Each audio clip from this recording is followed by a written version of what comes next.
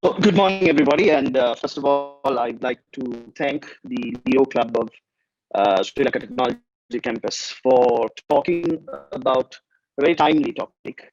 Timely because as the presentation goes on, I will dive into a little bit on that. But reason is, and I look at the title, is Know Before. And I think that's a very important theme that you all are carrying through this workshop, because a lot of things that happen on the internet, I don't want to even classify some of them as cybercrime, but some of the things that happen online is because of not knowing before you do something, before you click, before you share, before you give information. So know before is a very apt theme to start this discussion, and on how we can protect ourselves online. And on that route, I would like to maybe talk a little bit as a cybersecurity professional on cybercrime, some of the key trends that are happening, some of the highlights that happened within this year in the sphere of cybercrime, as well as some key highlights of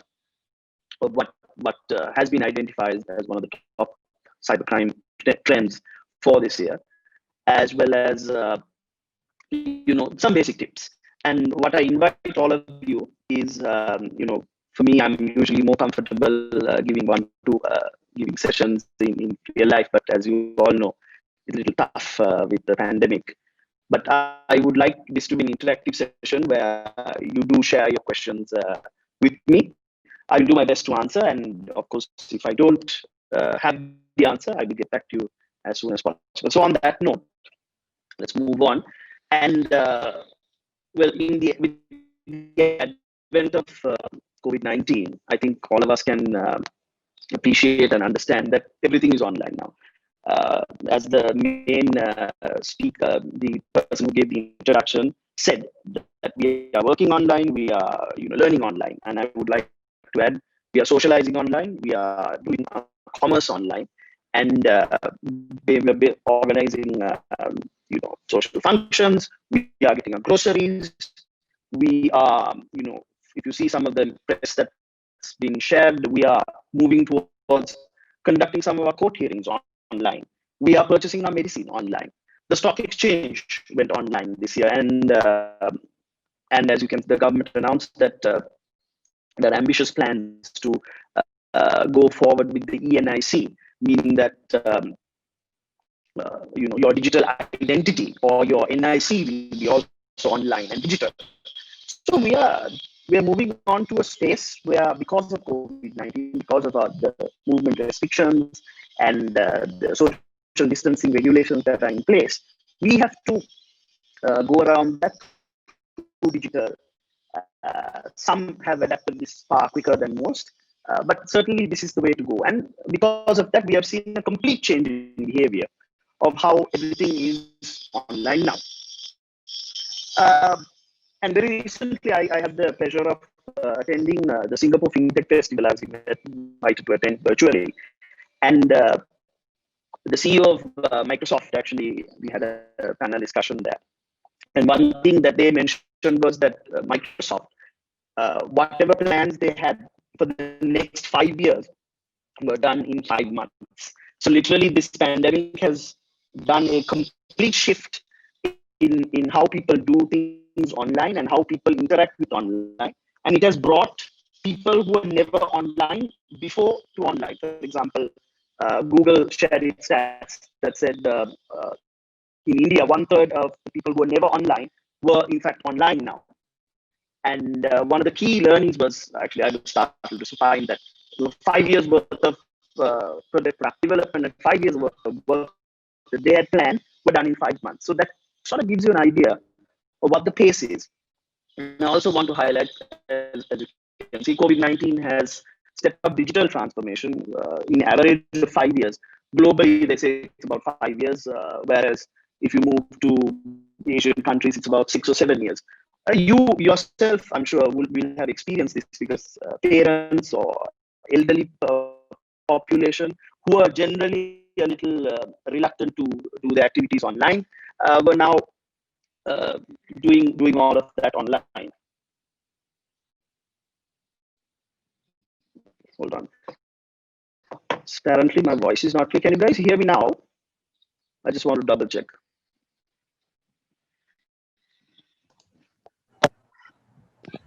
Yes, Can I be heard, guys? yeah, your voice is breaking, sir. So if you can My voice is breaking. Okay. yes, I think it's from the headset, sir. Okay.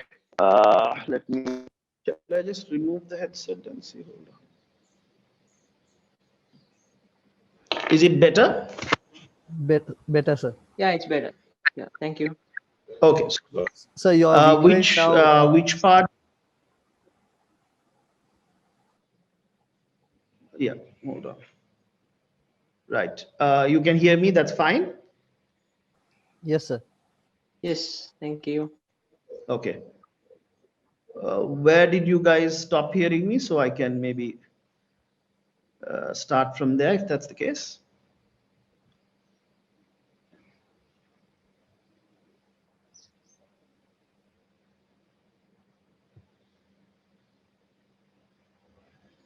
Do you want me to just start where I left off? Is that okay? Yes, sir. Yes, sir. It's okay. All right. All right. Okay. So everyone can see the slides, right? Yeah. Okay. Cool. So COVID-19 has sped up the digital transformation on average, as they say, from about globally 5 years. But for countries in the Southeast Asian sector, they say it's about 7 years. So we are seeing a complete transformation of how people do their activities online. And I'm sure you would have also noticed that some of your parents, some of the elderly population also has shifted their activities to online. And although there was initial reluctance, now some of them or most of them are doing their activities online. So this is where we're at right now globally. We are in a situation where we are more digital or in the pandemic than pre-pandemic. And what experts are saying is, although once maybe the vaccines and all of that come into play, yet we won't be right back at offices, and the way we do work, the way we do commerce and all of that will have completely changed, and we come into this hybrid position where it will be some sort of offline activities as well as more online than before. So what does this all mean in terms of uh, security or in terms of criminals? So the idea is, guys, as our digital footprint grows, so does the cybercrime footprint as well. Because to quote the Interpol Secretary General, cyber criminals are developing and boosting their attacks at an alarming pace, exploiting the fear and uncertainty caused by unstable social economic situations. So as a cyber criminal, you rely on we call the FUD principle: fear, uncertainty, and doubt. And if you take COVID related pandemic, fear, uncertainty, and doubt are in excess supply. And that sort of is a right ground for cyber criminals or entities which are out to exploit this situation to gain financial advantage, gain some sort of political advantage, or any other benefit from this type of situation. So just to give you a few ideas, WHO, the main World Health Organization, the main World Health body in charge of global health, has reported a five-fold increase in their cyber attacks. In fact, a few months ago, their email system had got compromised as well, and there were some malicious emails sent as well. We have seen a tremendous rise.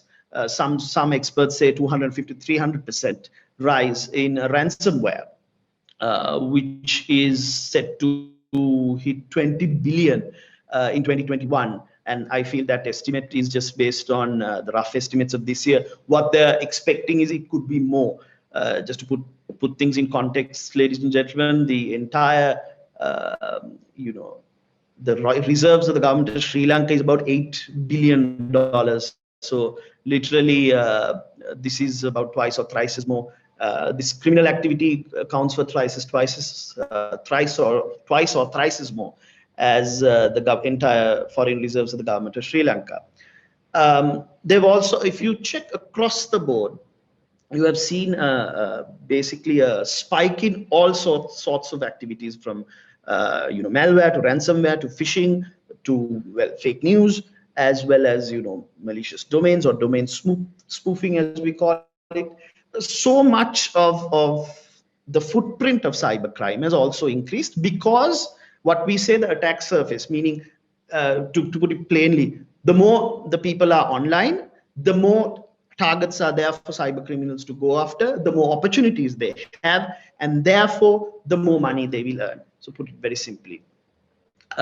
Just to put in things in context, because certainly when people talk about cybersecurity and cybercrime and cyber attacks, some people are a little dismissive. But the World Economic Forum, in their 2019 Global Risk Report, managed to classify cyber, the likelihood, extreme weather events. This is 2019, by the way. They didn't think of a pandemic, but cyber attacks were at number 5, and data theft was at number 4, and top 10 risks in terms of impact, they were at number 7. So what they say is, for the next 10 years, cybercrime and cyber attacks will in fact be a major factor for the world, will in fact have a major decision making problem for world leaders, especially the Western world. And we are seeing that even now. If there's any cybersecurity enthusiasts among you, you would have noticed that yesterday the nuclear agency that stores the United States nuclear codes had got hacked. Now, they have assured everyone that it was only some parts of the system that has got hacked, not the parts where the nuclear codes and all are stored. But do you see how dangerous this situation can be? I mean, this is just one breach that they know of. And we could be, in fact, heading for a sort of what we call cyber Pearl Harbor, or a cyber Hiroshima Nagasaki, where there is one big event that will change the world and completely change how their thinking looks at cybersecurity and cyber attacks. So that's why we in fact, policymakers have been urging world leaders to pay more attention to cybersecurity. And I just thought I'd give you guys a few examples of how hackers and scammers are exploiting the coronavirus pandemic situation. So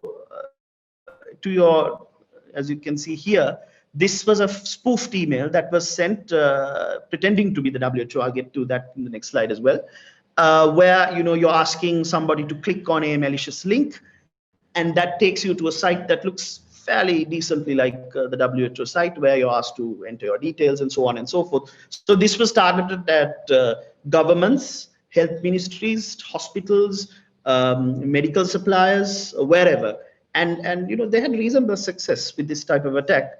Second one, we call this smishing, which is SMS phishing, which was, they've identified this in UK, where they're saying, 458 pounds given out, and please click here to claim that. So that was also, I believe there was a few scams here also. I'll get to that, which was quite similar to this. Another attack, way of attack rather, is they used suppliers of masks, PPEs, hospital supplies. They pretended to be the suppliers and got financial information out of hospitals, out of governments, and scammed them out of money. So that's another attack variant that we saw. Just to give you another example of that WHO hack, as you can see, although it says World Health Organization, it's in fact a different address. So of course, attackers can do that. And although the URL looks like something is from the WHO, it's not. In fact, it's who.int. So it basically redirects to another site. So this is just one example of how cyber criminals have taken advantage of this coronavirus pandemic and the situation where everybody's at home, working at home, doing all the activities at home, and because of that, the areas are gray. Now, usually we had a segregation of the activities we do. We would go to office and there is an office network, or we would go to university and there's a university network you log into, and there could be reasonable protection in that network to make sure that no one from outside tries to infiltrate it or no one from inside tries to penetrate that network. But now the situation is we're all at home. So the same device that you're using to do your work or do your studies is the same device you're using to use your social media, is the same device you're using to order your groceries, is the same device you're using to do online dating, perhaps. So you see there's a mishmash of everything now. And because of that, the segregation becomes a little difficult, making it very right for cyber criminals to attack and to traverse between the different roles or different hats you're putting on while you're doing that. So that's the advantage that the coronavirus pandemic has given them. Just to give you a few more examples, of course, nothing is safe from cyber criminals. They've in fact, this is 3rd December, they've targeted the cold chain supply of the Pfizer vaccine in UK. Also, just before the vaccines got out, or the research on them was published, the suspected Russian cyber criminals had tried to access the vaccine research, try to penetrate and get some of this research. And unfortunately, this year, we saw the first recorded death due to a cyber attack. There was a hospital in Germany where the attackers made a ransomware, planted a ransomware, and the ransomware took over. And because of that, a patient, was not able to be treated. He was a heart patient, and that patient died. So this was the first recorded time that an individual had died as a direct result of a cyber attack. I foresee this is not the first time this will happen. This will happen at scale in the future, but it is an unfortunate thing to happen, and you can see how much now the cybercrime landscape is changing and how violent it's becoming. Again, a few years ago, I had the opportunity to attend a cybercrimes conference, and one of the speakers from Russia, in fact, came and said that the Russian mafia, the picture we have of the Russian mafia, now has stopped all other activities like all other criminal activities, which is drugs, children smuggling, or any other activities, just to cybercrime, because they earn about 10 to 15 times more money from cybercrime than they did from other activities. So the Russian mafia, the picture of Russian mafia you have in your head has to change now. It's more of guys with laptops trying to steal your money versus big burly men wearing tattoos and etc. So that's food for thought as well. As per the Interpol, there are about 5 or 6 vectors that they find which are the most prevalent in this time. This is the 2020 report, and they said that online fraud and phishing was one of the key activities we saw. We saw that in Sri Lanka also. There was a huge spike in phishing messages, online fraud. I myself, we've identified about 3 or 4 situations where SMEs were duped into transferring monies to foreign accounts which were not their intended suppliers. So that was one. Disruptive malware, I mean, we've seen so much of this. Little less of DOS, especially in this neck of the woods. But ransomware certainly, and actually I'll get to 2 Sri Lankan examples later on in my slides, but globally as well.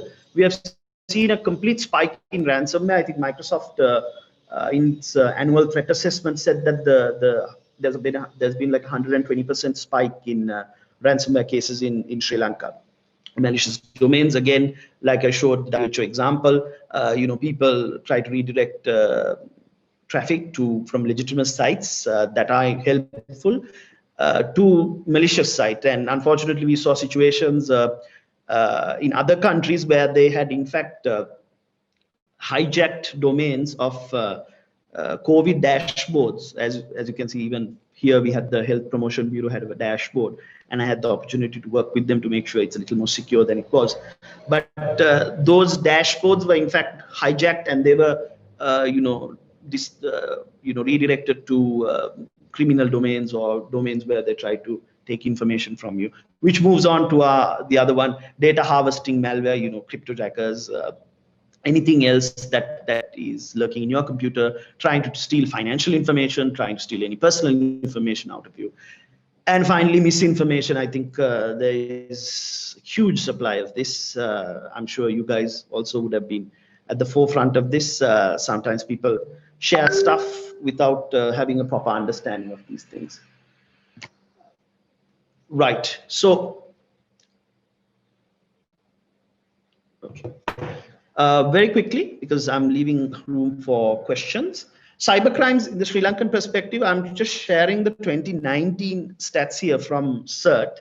And CERT sort of classifies the incidents and the incidents they receive based on the incident types. And as you can see, social media related ones of the 3,566 last year, 2,662 were social media related, meaning my account has got compromised or somebody has used social media for scamming purposes and so on and so forth. You may see ransomware and DDoS making very low in terms of number of incidents, but I actually want to give a background to this, because that's low because there is no voluntary reporting of a hack or a breach within the Sri Lankan context. I'm sure Dr. Thusitha will be able to highlight a little bit more on the legal aspects of this. But there is no background or legal background for a voluntary disclose of a breach.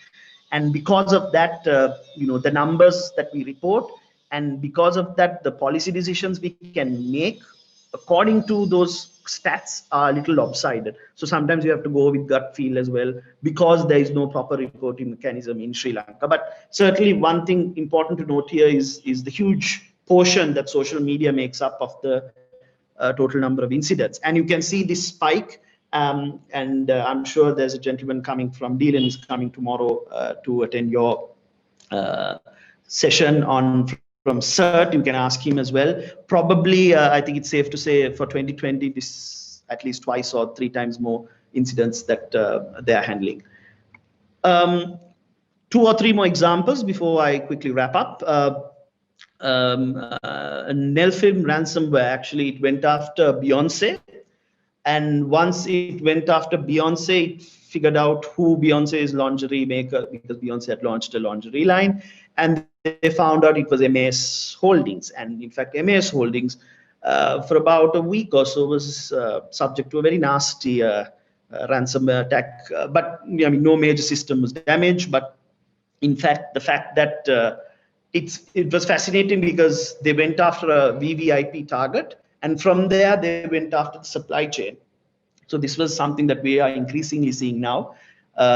In fact, even now the SolarWinds attack is of a similar nature, where you identify a person or an entity and try to go behind their suppliers. But this is important because this dealt with Sri Lankan company, a global company, but it's Sri Lankan based company of MAS Holdings. Second one is, again, MAS Holdings. The other one was SLT. Again, SLT May this year was suffered a bad cyber attack. Again, it was a ransomware attack where part of their customer care system and billing systems were affected.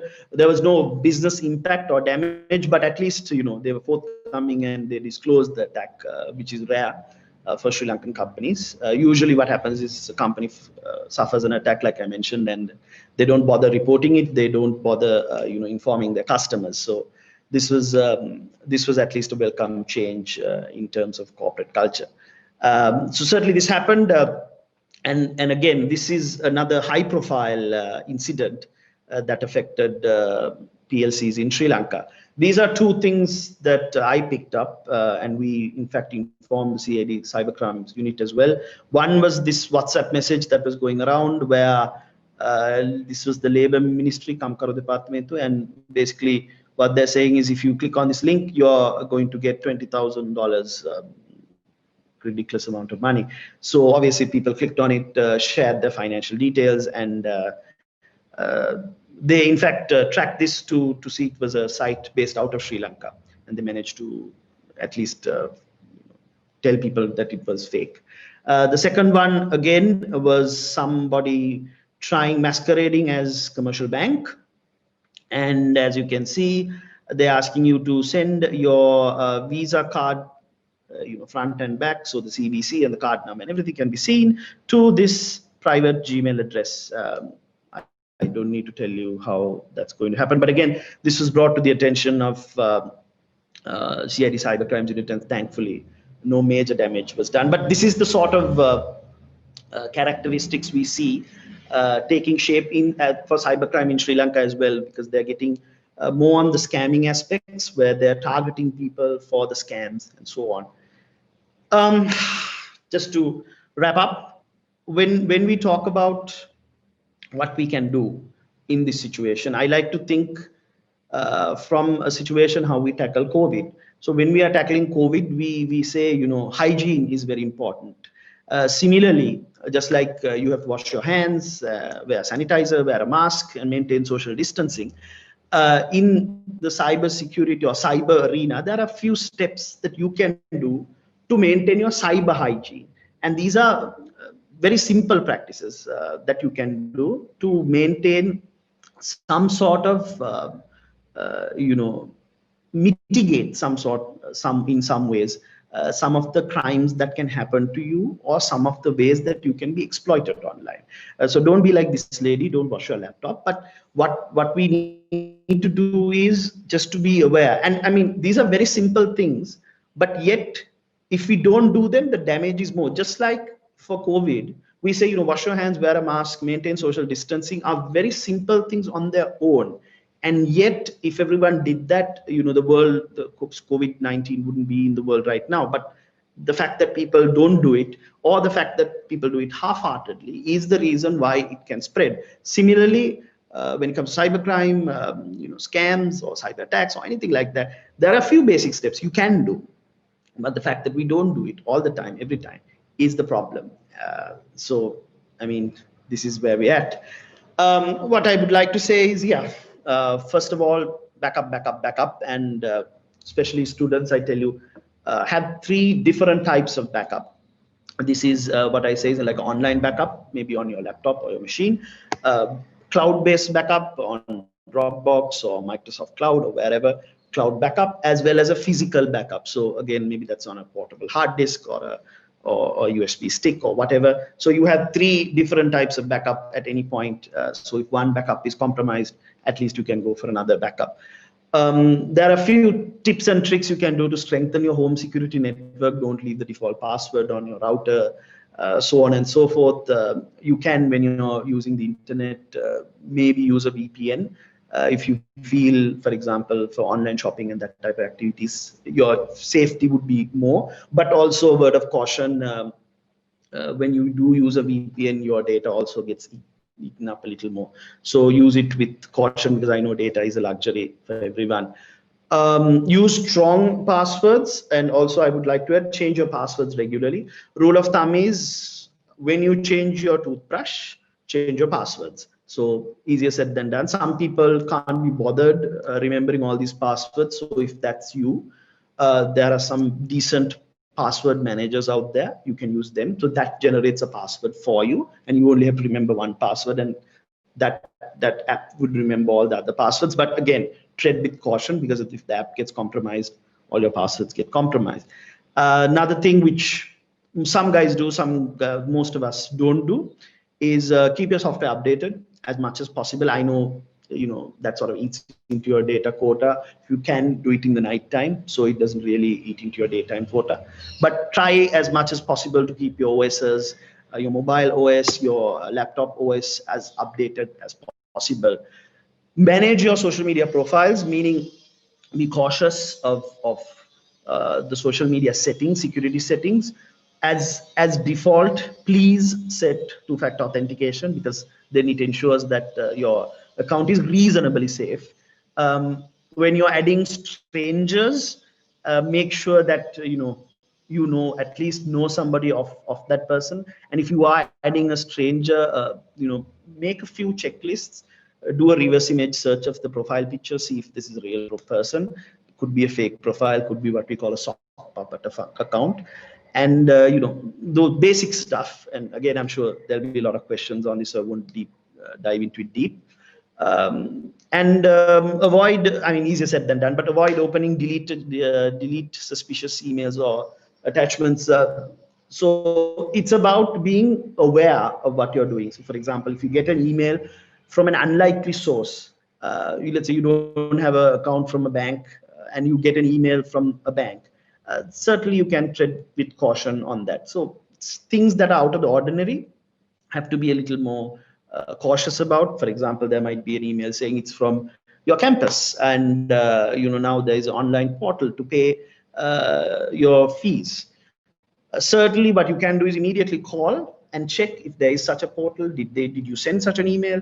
So that sort of verification, it may take 2-3 minutes extra, but sort of sets the stage to keep you protected in the long run. So in short, that's my presentation. Okay, I'm right on time. And I'm now leaving the floor open for questions, which is, I feel, what's more important here than me just talking to I feel I'm talking to the wall. So please, guys, I welcome your questions. Thank you very much, sir, for that lovely and very fruitful speech. And I think our participant got a very wide knowledge about what is cyber security and what are the steps that we can take to prevent all those things, and wide knowledge about those cyber crimes and cyber. So I do have some of special participants who are okay that we ask some questions in Singlish. Yes, please. Okay, sir, මේ වැඩසටහනේදී sir කලින් සඳහන් කරා අපි social media account එකක් තියෙද්දි හොඳ password එකක් තියාගන්න ඕනේ, spam links ගොඩක් තියෙනවා, එතකොට software protection, internet security softwares තියෙනවා, එතකොට ඒවා අපි පාවිච්චි කරන්න ඕනේ කියන කාරණාව. එතකොට අපිට මේ ගොඩක් අපි මේ වැඩසටහන සංවිධානය කරන්න කලින් අපි පොඩි feedback එකක් ගත්තා අපේ විශ්වවිද්‍යාල ශිෂ්‍යයන්ගෙන් සහ අපි ඉන්න මේ ලියෝ කමියුනිටි එක ඇතුලේ ඉන්න සමාජිකාවන්ගෙන් ඔවුන්ගෙන් ආපු ප්‍රධාන ප්‍රශ්නයක් තමයි අර සර් කිව්වත් වගේ මේ අපි සෝෂල් මීඩියා account එක අපේ password එක ඉතාමත්ම ශක්තිමත් වෙන්න ඕනේ. එතකොට මේ password එක ශක්තිමත් කරගන්න ආකාර මොනවද තියෙන්නේ සර්? දැන් සර්ගේ කතාවෙත් සඳහන් කරා යම් softwares කීපයක් තිබෙනවා කියලා. ඒ පිළිබඳව වැඩිදුර පැහැදිලි කිරීමක් කරන්න පුළුවන්. ඇත්තටම හොඳ ප්‍රශ්නයක්. දැන් මං කිව්ව කාරණා ප්‍රධානම පාස්වර්ඩ් එකක් කියන එක සාමාන්‍යයෙන් වෙන්න ඕනේ. ඒක අපි කියන්නේ ඒක ගෙස් කරන්න බැරි එක. ඊසිලි ගෙස් කරන්න බැරි එකක්. දැන් උදාහරණයක් විදිහට ගත්තොත් මම වාගේ සෝෂල් මීඩියා එකට ගිහිල්ලා අපි තුමාට සුරතල් බල්ලෙක් ඉන්නවනේ. වා බල්ලගේ නම පාස්වර්ඩ් එකට දැම්මොත් ඒක ගෙස් කරන්න ඕන කෙනෙකුට ලේසි. වාගේ account එකට ගිහිල්ලා. ඉතින් ඒකින්ද අපි password එකක් භාවිතා කරද්දි ඉස්සෙල්ලම අපි කියන්නේ හොයන්න identify කරගන්න යම්කිසි දෙයක්, ඒක තමන්ට unique දෙයක්, ඒක තමන් විතරක් දන්න දෙයක්. සමහර විට පළවෙනි සෙල්ලම් බඩුව වෙන්න පුළුවන් තමන්ට හම්බෙන්න. මොකක් හරි මන් දන්නේ. ඒක තමන්ට ආවේනික unique දෙයක් හොයාගන්න. ඊට පස්සේ ඒක මේ අපි කියනවා plain text කරන්න එපා නිකන්.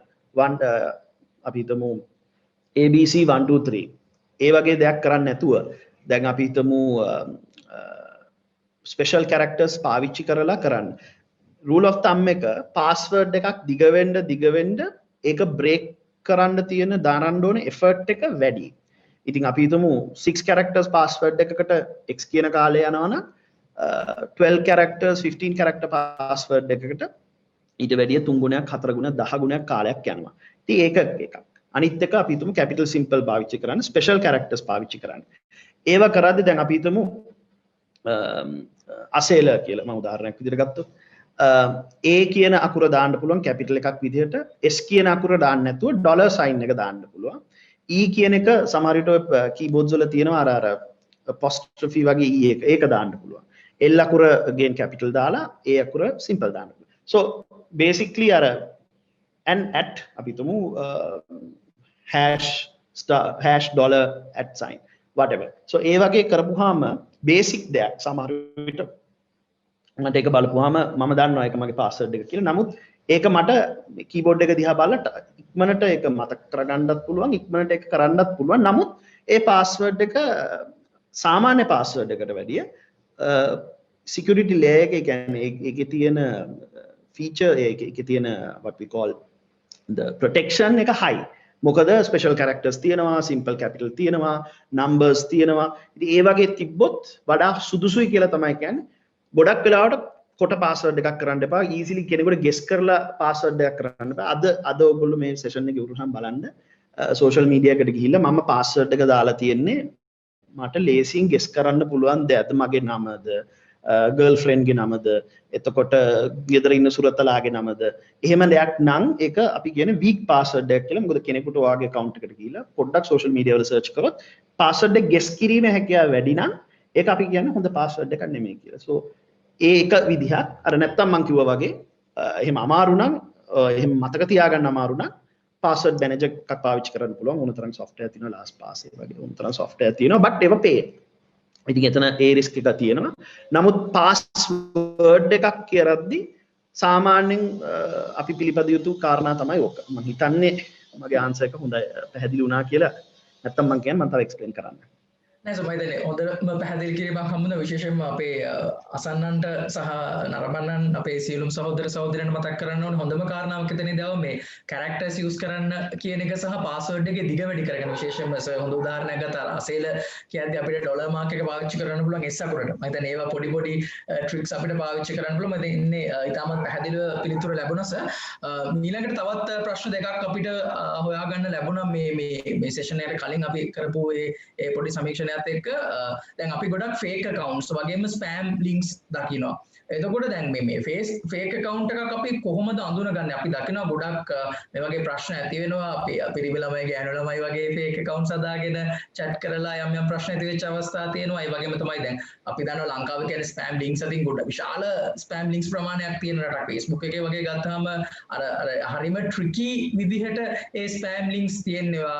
2025 දී කොතනින්දීද තව අවුරුදු 4කින් වගේ ජීවිතේ කොයි වගේද මේ වගේ ඒවා දාලා ඊටාත්ම සූක්ෂම විදිහට දත්ත සොරා ගන්න ලින්ක්ස් අපි දකිනවා. ඉතින් මේ වගේ දේවල් අපි කොහොමද හරියට අඳුනගන්නේ සහ අපි යම්කිසි ආකාරයකින් උදාහරණයක් විදිහට අපි මේ වගේ ස්පෑම් ලින්ක් එකකට හරි ෆේක් account එකකට හරි ඒගොල්ලන්ගේ ක්‍රියාකාරකමකට හසු වුණොත් එතනින් බේරෙන්න අපිට ගන්න පුළුවන් ක්‍රියාමාර්ග මොනවද සර්? මෙන්න කොටස් කිහිපයක් තියෙන ප්‍රශ්නේ එකක් fake account එකක් ගන්න කොහොමද? ඒ පළවෙනි කාරණාව. දෙවෙනි කාරණාව තමයි spam links. spam link කියන එක සමහර වෙලාවට ඒක යාළුවෙක්ගෙන් වුණත් වෙන්න පුළුවන්. මොකද දැන් ඊයේත් මට වුණා මගේ යාළුවෙක්ගේ මම හිතන්නේ account එක compromise වෙලා ඔක්කොමටම list එකේ ඉන්න ඔක්කොම කට්ටියට WhatsApp message එකක් ආවා. ඒතර මම ඒ කෙනාව දන්නවා.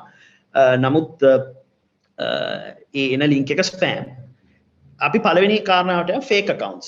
ඒක හොඳ ප්‍රශ්නයක් ඇත්තටම මමත් මේ CID cyber crimes unit එකත් එක්ක යම් සම්බන්ධතා තියෙනවා. අපින් විශේෂඥ විදියට සමහර වෙලාවට අපේ ඔපිනියන් එක ඉල්ලනවා. ඉතින් මම දැක්ක ගොඩක් දේවල් තමයි එකක් මේ social engineering scams. ඒ කියන්නේ ගොඩක් වෙලාවට එන්නේ නොදන්න කෙනෙක් social media හරහා සම්බන්ධ වෙලා එතනින් පස්සේ අපි කියනවා එක්ක promise of marriage තමන්ගේ එක්ක බඳිනවා කියලා ඉඩකඩම් ලියා ගන්නවා, සමහරු ෆෝන් ගන්නවා, ඒ හරහා සමහරු easy cash වලින් සල්ලි transfer කර ගන්නවා. සමහර වෙලාවට ඒ කෙනාගෙන් ඇහුවාම ඒ කෙනා ජීවිතේට හම්බෙලත් නැහැ, දැකලත් නැහැ. ඒ කෙනාව කතා කරලා තියෙන්නේ social media වල විතරයි, chats ටික විතරයි තියෙන්නේ පෙන්වන්න. බලනකොට එහෙම කෙනෙකුත් නැහැ. ඉතින් ඒ වගේ ගොඩක් අකරතැබ්බි වලට ගොඩක් කට්ටිය මුහුණ දෙනවා. ඔයගොල්ලෝ දකින්න ඇති මම search එකේ stats උත් share කරා. ඒගොල්ලොත් ගොඩක් වෙලාවට කියන්නේ social media related fake account related ප්‍රශ්න තමයි. ඉතින් fake account එකක් හඳුනගන්න හරිම කියන්නේ මෙහෙමයි. එකක් හැම වෙලේම තමන් physically දන්න කෙනෙක්ගේ දන්න කෙනෙක් උනාන වඩා හොඳයි. ඒ කියන්නේ friend of a friend. ඒ කියන්නේ අපි හිතමු අසේල සහන්ව දන්නවා නම් සහන්ගේ යාළුවෙක් නම් කුමුදු මට රික්වෙස්ට් එක එවලා තියෙන්නේ. ඒකිට මට රීසනබල් කොන්ෆිඩන්ස් එකක් තියෙනවා මේ ඇත්ත මිනිස්සෙක් කියලා. ඒ පළවෙනි කාරණාව. mutual friends බලන්න. දෙවෙනි කාරණාව තමයි මේක මේ ගොඩක් හරි ලේසි කරන්න social media වල තියෙන image එක අරගෙන Google වල තියෙන reverse image search කියලා feature එකක්. ඒ image එක reverse image search කරන්න. එතකොට ඔයගොල්ලන්ට පැහැදිලි වෙයි දැන් මේ ඇත්ත කෙනෙක් නම් සාමාන්‍යයෙන් අපි කියන authentic behavior එකක් නම් කෙනෙකුට එක social media profile එකක් නෙමෙයි තියෙන්නේ. social media profile 3-4ක් තියෙනවා. දැන් ඒ වගේ ඇත්ත genuine profile එකක් නම් ඔයාට බලන්න පුළුවන් ඒ pitch එක හා සම්බන්ධ අනිත් profiles මොනවද? ඒවා කියලා සාමාන්‍ය ID එකක් වාට එනවා. fake profile එකකින් ගොඩක් දුරට එක profile එක pitch එකයි ඒගොල්ලෝ ගන්න. සමහර විට very generic pitch එකක්. සමහර විට අපි කියනවා stock pitch එකක් කියලා. එතකොට ඔයා ඒක ගත්ත ගමන් reverse image search එකක් කරපු ගමන් පේනවා alright මේක මේ generic image එකක්. ඒක තමයි පළවෙනි flag එක. දෙවෙනි flag එක හැබැයි මෙහෙමයි සමහර කට්ටිය ඉන්නවා ඒගොල්ලෝ images දාන්න කැමති නැහැ. ඒක ඒ පළවෙනි check එක. දෙවෙනි check එක ඔයා බලන්න මම කිව්වා වගේ mutual friends ලා කවුද ඉන්නේ. third check එක ඔයා බලන්න account එකේ activity එක කොහොමද කියලා. දැන් මේ account එක recently created account එකක් නේ. අපි හිතමු September 2020 created account එකක් නම් ඒක red flag එකක්. ඒ කියන්නේ මෙයා මේ අලුතෙන් create වෙච්ච account එකක් common friends ලත් නැහැ generic image එකක් දාලා තියෙනවා. බොහෝ විට spam account එකක් වෙන්න පුළුවන්. ඉතින් අපි කියනවා spam account නැත්නම් සමහර accounts තියෙනවා මේ fake news නැත්නම් fake information share කරන්න හදන sock puppet accounts කියලා. ඒකක් වෙන්න පුළුවන්. ඒකින්ද බොහොම පරිස්සමෙන් බලන්න. ඒගොල්ලෝ share කරලා තියෙන මොනවද බලන්න. ඒගොල්ලෝ එක line එකක දේවල් අපි තුමු දේශපාලන messages විතරයි නේ ඒගොල්ලෝ share කරලා තියෙන්නේ. ප්‍රශ්නාර්ථයක් එනවා ඇයි මට මේ friend request එක එවන්නේ කියලා. ඉතින් ඒ වගේ යම් දේවල් කරපුවාම අපිට identify කරගන්න මේක fake account එකක්ද නැද්ද කියන එක. ගොඩක් වෙලාවට මම කියන්නේ physically මම මේක ඔය දරුවන්ට ගොඩක්ම කියන්නේ මොකද ඔයගොල්ලෝ යුනිවර්සිටි ළමයි physically හම්බෙච්ච කෙනෙක් physically දන්න කෙනෙක් Google search result එකක් තිබ්බම එන කෙනෙක් ඇරෙන්න add කරන්න එපා. ඒක ඔයගොල්ලෝ අන්තරාවකට ආරාධනා කිරීමක්. ඒ fake accounts. අනිත් එක spam links. එතනත් කොටස් දෙකක් තියෙනවා කිව්වා වගේ දැන් සමහර විට social media වල අපි දකිනවා විවිධ apps තියෙනවා ඒක මේ fancy දේවල් කියන්නේ fancy features තියෙන්නේ මේ අපි හිතමු when will you die if you are a Hollywood actor who will you look like එතකොට which Disney princess are you ඒ වගේ ගොඩාක් apps තියෙනවා ඒවා මේ social media ඇතුලේ හදපු apps දැන් ඒ app වලින් ගොඩක් වෙලාවට 99%ක්ම තමන්ගේ දත්ත සොරා ගැනීමක් තමයි කරන්නේ. ඔකට හොඳම උදාහරණය තමයි අහලා ඇති Cambridge Analytica කියලා ආයතනයක් තිබ්බා. ඒක 2016 ඇමරිකානු ජනාධිපතිවරණයේ ආందోලනයට ලක් වෙච්ච ආයතනයක්.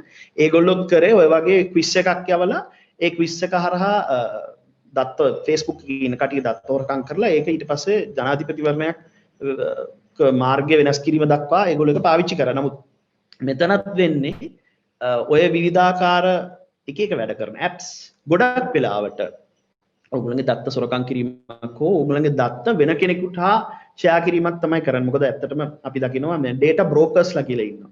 දැන් ඔයගොල්ලෝ දන්නවා ඉඩම් brokers ලා ඉන්නේ, වාහන brokers ලා ඉන්නේ. ඒ වගේ දැන් ඉන්ටර්නෙට් එකේ ඉන්නවා data brokers ලා. ඉතින් ඒගොල්ලෝ ගොඩක් වෙලාවට කරන්නේ මේ වගේ fancy apps හදාහද මිනිසුන්ගේ data ගොඩ ගහ ඊට පස්සේ ඒවා විකුණනවා. advertising companies වලට විකුණනවා, cyber criminals ලාට විකුණනවා.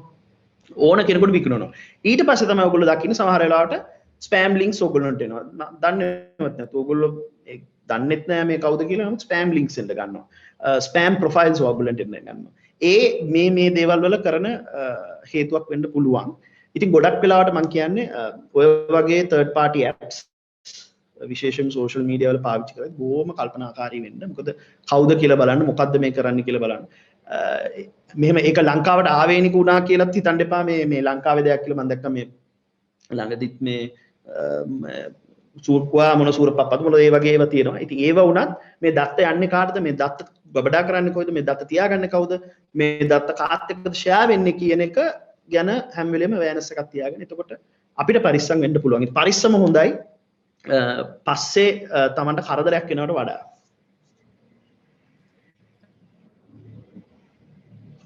අනිවාර්යෙන් මම හිතන්නේ හොඳ පැහැදිලි කිරීමක් එතනදී හම්බ වුණා.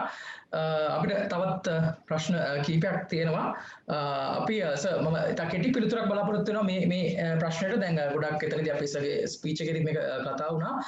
මෙතන ප්‍රශ්න දෙකක් එකතු කරලා තමයි මේ ප්‍රශ්නේ අහන්නේ. සාමාන්‍යයෙන් මේ අන්තර්ජාලයේ අපි සෙන්ඩර්ස්ලදී වෛරස් ගොඩක් තියෙනවා මේ ඒ වගේ levels උත් තියෙනවා අර basic level එකේ එතකොට අර අපිට harmness එක අඩු level එකේ ඉඳන් තාමත්ම ගොඩක් harmful level එක දක්වා viruses ගොඩක් තියෙනවා. ඉතින් මේ virus වර්ග මොනවද සහ අපේ privacy එකට සහ අපේ computer එකට මේකේ බලපෑම් කොහොමද ඇති වෙන්නේ සහ කොහොමද අපි ඉන්ටර්නෙට් එකේදී privacy කියන දේ ආරක්ෂා කරගන්න. තමන්ගේ පෞද්ගලිකත්වය ආරක්ෂා කරගන්න මොනවද අපිට භාවිත කරන්න පුළුවන් tips and tricks කියලා තමා මේ ගොඩක් අයගේ ප්‍රශ්නයක් උනේ. මේකට අපි උත්තරයක් දෙමු. ඒක ප්‍රශ්න කීපයක එකතුවක්. නම් කෙටි උත්තරයක් බලාපොරොත්තු වෙන්න මෙහෙමයි වෛරස් වර්ග කීපයක් තියෙනවා. වැඩි කොම්ප්ලිකේට් කරගන්න නැතුව මම කැමති හිතන්නේ එහෙම harmless viruses කියලා නෑ. තියෙන්නේ ඔයා ඩිටෙක්ට් වෙච්ච viruses ඩිටෙක්ට් වෙච්ච නැති viruses. මොකද සමහර විට ඔයා harmless කියලා හිතන දේ පස්සේ කාලෙක ඔයාට harmful වෙන්න පුළුවන්. මොකද එතන ඔයාගේ system එකේ ඉඳන් සමහර විට data feed කරන්න පුළුවන් අපරාධකාරයෙකුට. ඒකද harmless කියන වචනයට වඩා මම හිතන්නේ variations තියෙනවා viruses වල. එක එක variation දැන් විවිධ කට්ටිය විවිධ විදිහට ඔය classify කරනවා. නමුත් මම දකින විදිහට ඒක තමන්ගේ මුදල් තමන්ගේ දේවල් සොරකම් කරන්නේ කොහොමද කියන එකෙන් තමයි අපිට ඒව හදන්න. ransomware කියන්නේ හරිම ලේසි කෙනෙක් අර ඔයාගේ කම්පියුටර් එක ransom එකකට ගන්නවා. අරගෙන මට සල්ලි දෙන්න නැත්නම් මේකේ data ඔක්කොම delete කරනවා. ඒක විදියක්. සමහර වෙලාවට ඔයාගේ ෆයිල් සම්පූර්ණයෙන්ම කරප්ට් කරනවා. නමුත් ඒක maliciously කරන්නත් පුළුවන්. ඒක නිකන් කෝඩ් එකක් නිකන් අපි අර කිව්වාගේ harmless කියන්නේ viruses කියන්නේ කෝඩ් ඇත්තටම. අපි එතනට යන්කෝ. virus කියන්නේ කෝඩ් එකක්. ඒතර ඒ කෝඩ් එකෙන් කරන්න දැන් යම් කිසි දෙයක් වා සිදු විය යුතු දෙයට අමතරව දෙයක් සිදු වෙනවා නම් හරි සිදු විය යුතු දෙයට අසාමාන්‍ය විදිහට දෙයක් තියෙනවා වෙනවා නම් හරි ඒක තමයි virus එකක් කියන්නේ. ඉතින් ඒ විදිහට අපිට viruses ගන්න පුළුවන්. ගොඩක් වෙලාවට අපි කියන්නේ අර මං කිව්වා වගේ සිස්ටම් එක අප්ඩේට් කරන්න බෑකප් එකක් තියාගන්න ඇන්ටිවයිරස් එකක් තියෙනවා නම් හැමදාම රැට රන් කරන්න. එතකොට ඒකෙන් ගොඩක් වෙලාවට අපිට බේසික් සිකියුරිටි එකක් ගන්න පුළුවන්. අර කිව්වා වගේ ස්පෑම් ලින්ක්ස් අරවම ක්ලික් කරන්න එපා. ප්‍රයිවසි කියන්නේ ඊට ඔබට ගිය කන්සෙප්ට් එකක්. ඒ කියන්නේ තමන් අන්තර්ජාලයේ තියෙන තමන්ගේ දත්ත තමන් මමත්වය කියන දෙයට වැලියු එකක් තියෙනවා. ඒ වැලියු එක social media companies ඔයාගෙන් භාවිතා කරනවා. ඒ advertising companies ඒක සල්ලි දීලා ඔයාව ගන්නවා. ඉතින් ඒකින්ද තමන්ගේ privacy එක කියන එක ගැන අපි ගොඩාක් පරිස්සම් වෙන්න ඕනේ online ඉද්දි. share කරන information මොනවද? financial information share කරනවද? credit card information, bank information ඒවා share කරනවද නැද්ද? විශේෂයෙන්ම social media profile එකකට මම දකින්නේ bank information share කරන්න ඕනේ කියලා සමහරව digital marketing කරන කට්ටිය ඒගොල්ලෝ credit card information දානවා. නමුත් ඒ ඇරෙන්න අවශ්‍ය නැහැ. ඉතින් තමන්ගේ දත්ත අදාළ තැනට විතරක් share කරන සහ අනවශ්‍ය ප්‍රමාණයට වඩා share නොකර සිටීම වඩා සුදුසුයි කියන එක තමයි මට දෙන්න තියෙන ප්‍රධානම tip එක. මොකද ඕනතරම් tips තියෙනවා අපි තුම extensions තියෙනවා, privacy blockers තියෙනවා, ad blocks තියෙනවා, ඒක ඔක්කොම තියෙනවා. ඒවා tools. ඉස්සල්ලා තමන් තීරණයක් ගන්න ඕනේ මොන information ද මම online share කරන්නේ නැත්තේ. මොකද online කියන්නේ what we say online is forever. ඔයා යම් කිසි දෙයක් අන්තර්ජාලයට share කරනවා නම් ඒක ඔයාගේ දැන් නෙමෙයි තව අවුරුදු 10ක් 15ක් 20ක් 25ක් තියෙනවා. සමහර විට ඕගොල්ලෝ රස්සාවකට යද්දී වුණත් ඒක තියෙන්න පුළුවන්. ඒකට ඔයාගේ privacy කියන දේ බොහොම අඩුයි social media වල and internet එකේ. ඔයා share කරනකොට යම් කිසි දෙයක් ඉස්සෙල්ලම පැහැදිලිව හිතන්න මේක කළ යුතුද මේක share කර යුතුද මේක තව දැන් නෙමෙයි මට ඉස්සරහට මොකක් හරි impact එකක් එන්න පුළුවන් කියලා. එහෙම කරොත් මම හිතන්නේ ඔය privacy කියන දේ ගැන ඊට වැඩි පොඩ්ඩක් කල්පනාකාරී වෙන්න පුළුවන්. අනිත් ඒවා of course tools. ඒවා මම හිතන වෙනම කතා කරන්න පුළුවන් මට වෙන තව පැයක් අරගෙන. නමුත් ඕක තමයි basic principle එක. share කරන දේ ගැන awareness එකක් තියාගන්න. share කරන්නේ ඇයි කියලා හිතන්න. share කරන දේ මොකක්ද impact එක කියලා හිතන්න. ඒක කරොත් ඒ basic principle එක ඔයගොල්ලෝ පිළිපැද්දොත් ගොඩක් වෙලාවට privacy කියන දේ තියෙන impact එක ඔයගොල්ලන්ට අඩු කරගන්න පුළුවන්. Right, thank you very much, sir. That's it from Sinhala questions. I hope that Christina also do have some questions to ask from you. So, Christina, it's over to you. Thank you, Manodya. So, yes, sir, you are not speaking to a wall, of course. And then, like, so I have a question. You spoke about phishing and malicious sites, right? So, Correct. and you explained about it with examples and stuff. So, and which is very like useful and knowledgeable for the participants today. And I just wanted to know, though, like people are aware in Sri Lanka about these sites and all those stuff, but still they tend to like click and still they tend to like go through the wrong site and lose stuff. Why is that? Very simple. We have literacy. We have one of Yeah. the highest literacy levels in South Asia, 92%. But unfortunately, we don't have digital literacy. This is a problem that especially you guys have to tackle, because we have to make sure people are digitally literate. What do they do online? How do you share things online? What is the etiquette online? What is the etiquette on social media? There's a vast subject of social etiquette, or rather digital etiquette, that you need to follow. What happens is, now let me ask you a question. Just because you have a car, you can't drive a car. You have to have some sort of training to do it, and then only you're allowed on the road. Road is free, but except the highways, but road is free and you can use it. But if you don't have awareness of the traffic lights and the signals and the rules, you will just drive and you will cause chaos. So this is what is happening now. We are not teaching our kids on digital literacy.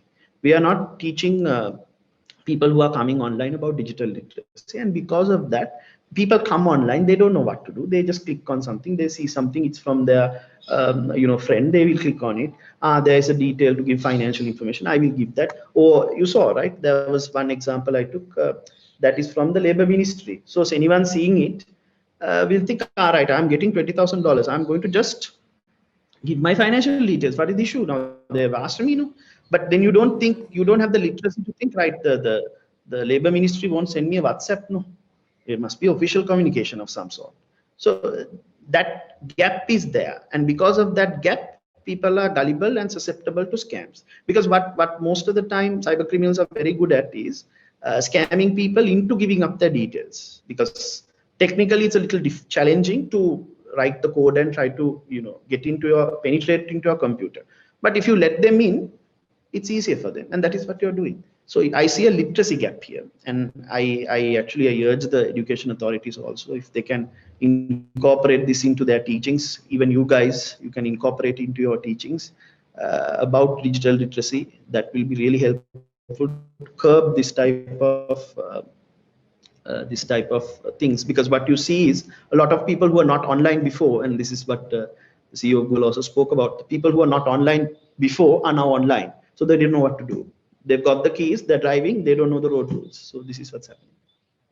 Thank you. So that was unexpected and like I just expected a small answer, but this was very like useful, more useful.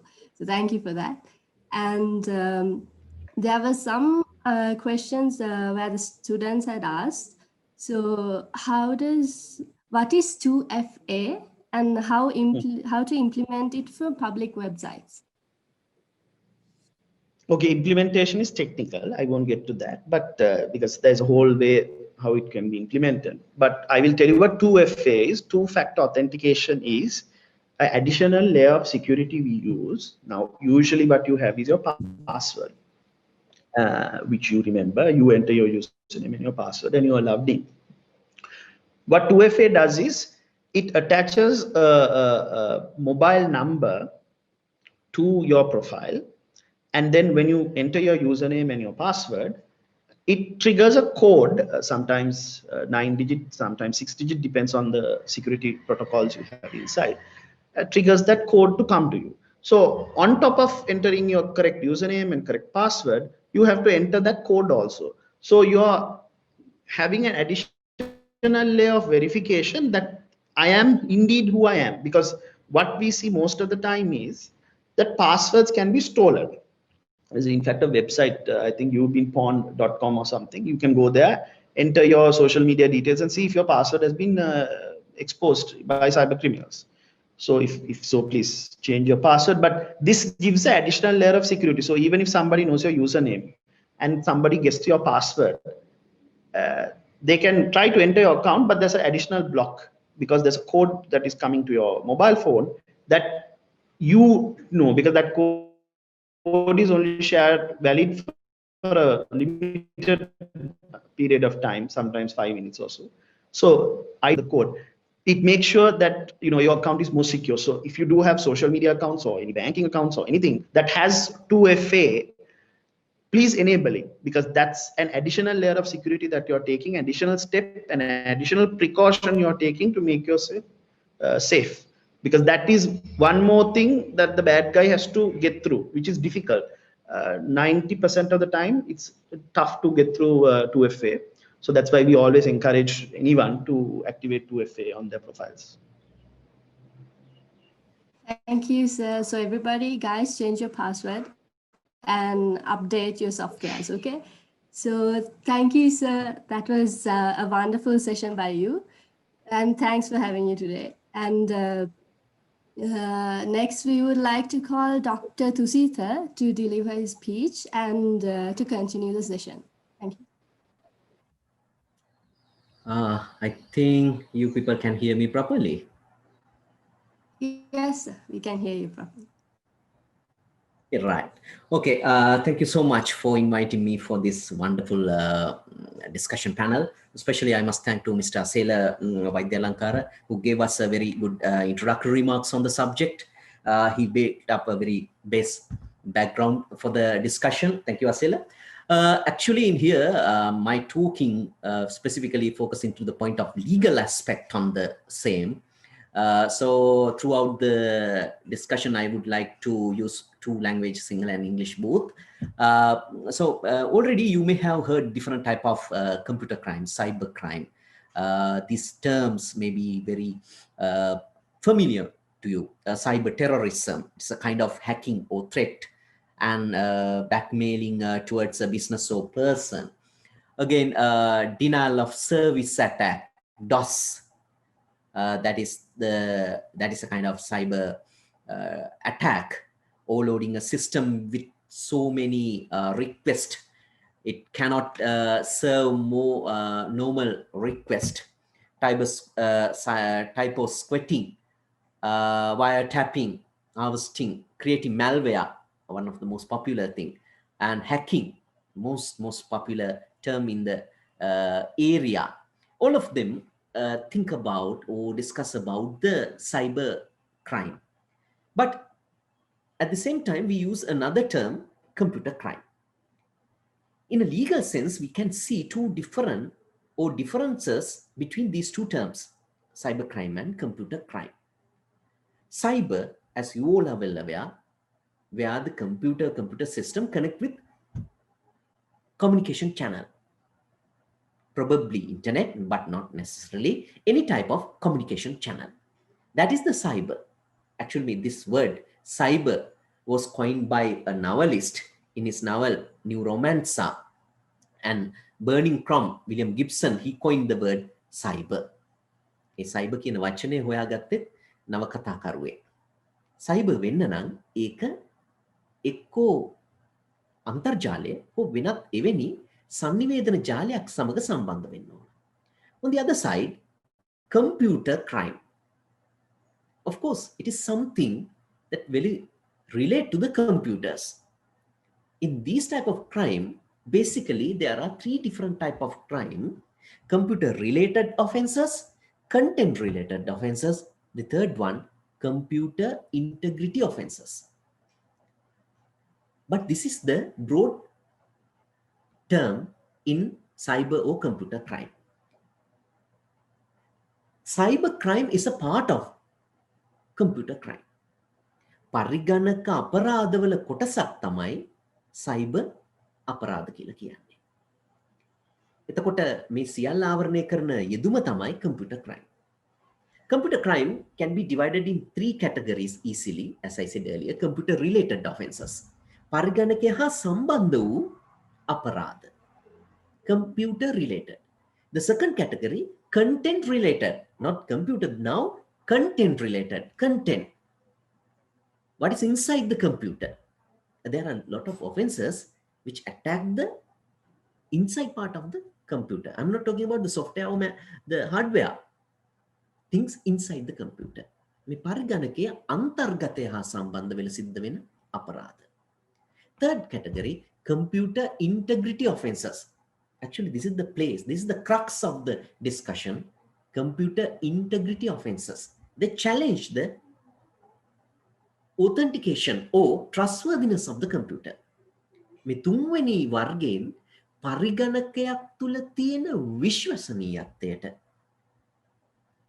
challenge කරනවා. එහෙම නැත්නම් ඒක අභියෝගයට ලක් කරනවා. As I said earlier, computer-related offenses, especially in here, the computers may be involved in any aspect of fraudulent process. Actually, in here, in this category, the people who are doing this type of computer offenses, the computer-related offenses, they altering information being input into a system or manipulate the operation of programs processing the information to alter the output. Simply in this category, they use computers as a tool. එක්ක පරිගණකයක් තුළට වැරදි දත්තයක් ඇතුල් කරන්න, එක්ම නැත්තම් පරිගණකයක් තුලින් අවභාවිත දත්තයක් එළියට ගන්න උත්සාහ කරනවා. එහෙනම් පැහැදිලි මේ වර්ගයේ තුලදී පරිගණකය යොදාගන්නේ උපකරණයක් ලෙස. They using computers as a modern tool. එහෙනම් පරිගණකයක් වැරදි ක්‍රියාවක් සඳහා යොදා ගැනීම computer related offenses. In Sri Lanka, we introduced the Computer Crime Act in 2007. Exactly, the law is Computer Crime Act number 24 of 2007, which is a carbon copy. Actually, there's a controversial thing on that. Some people argue it is a carbon copy of the English version. English version is Computer Misuse Act 1990. I have not agree with that point. However, there are a lot of similarities between the Sri Lankan version as well as the England version. So this is the base law in Sri Lanka for computer crime, not for ICT crime, computer crime. Computer is a part of the ICT law regime, a legal regime. ICT, එහෙම නැත්නම් තොරතුරු හා sannivedana තාක්ෂණ නීති වපසරිය තුල තියෙන එකාංගයක් විතරයි පරිගණකය කියලා කියන්නේ.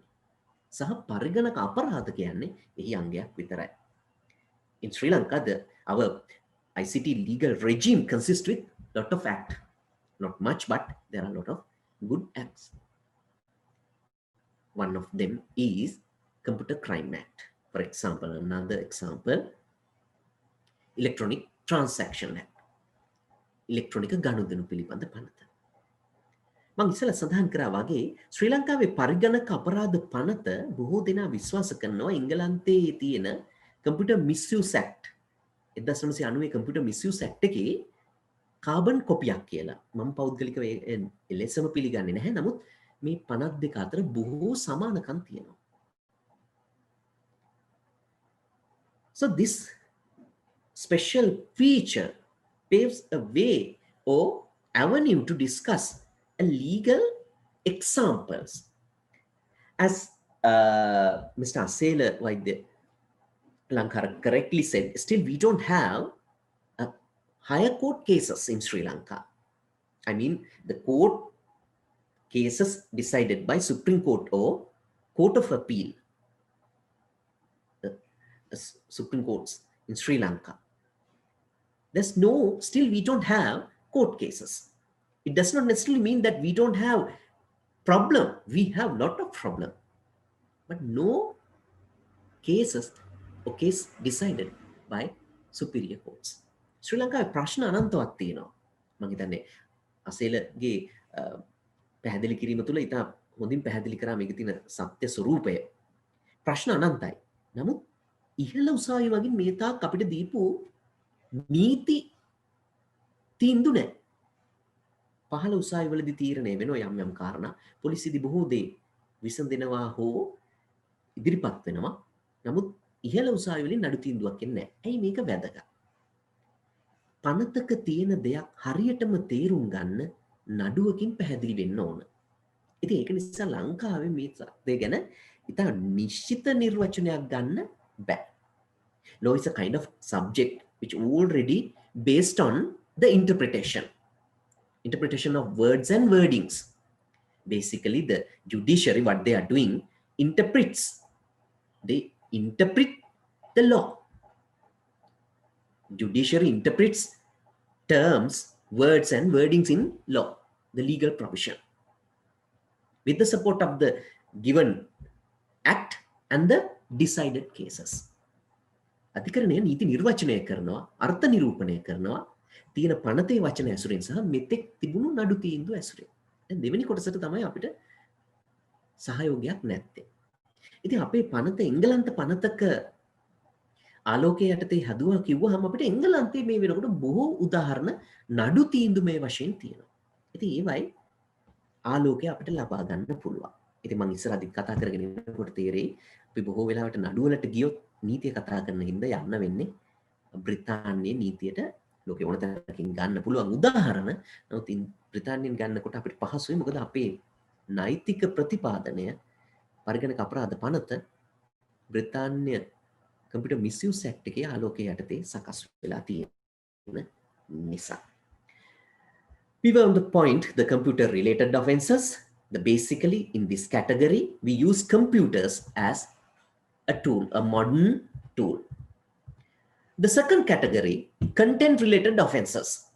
So answer is there, content.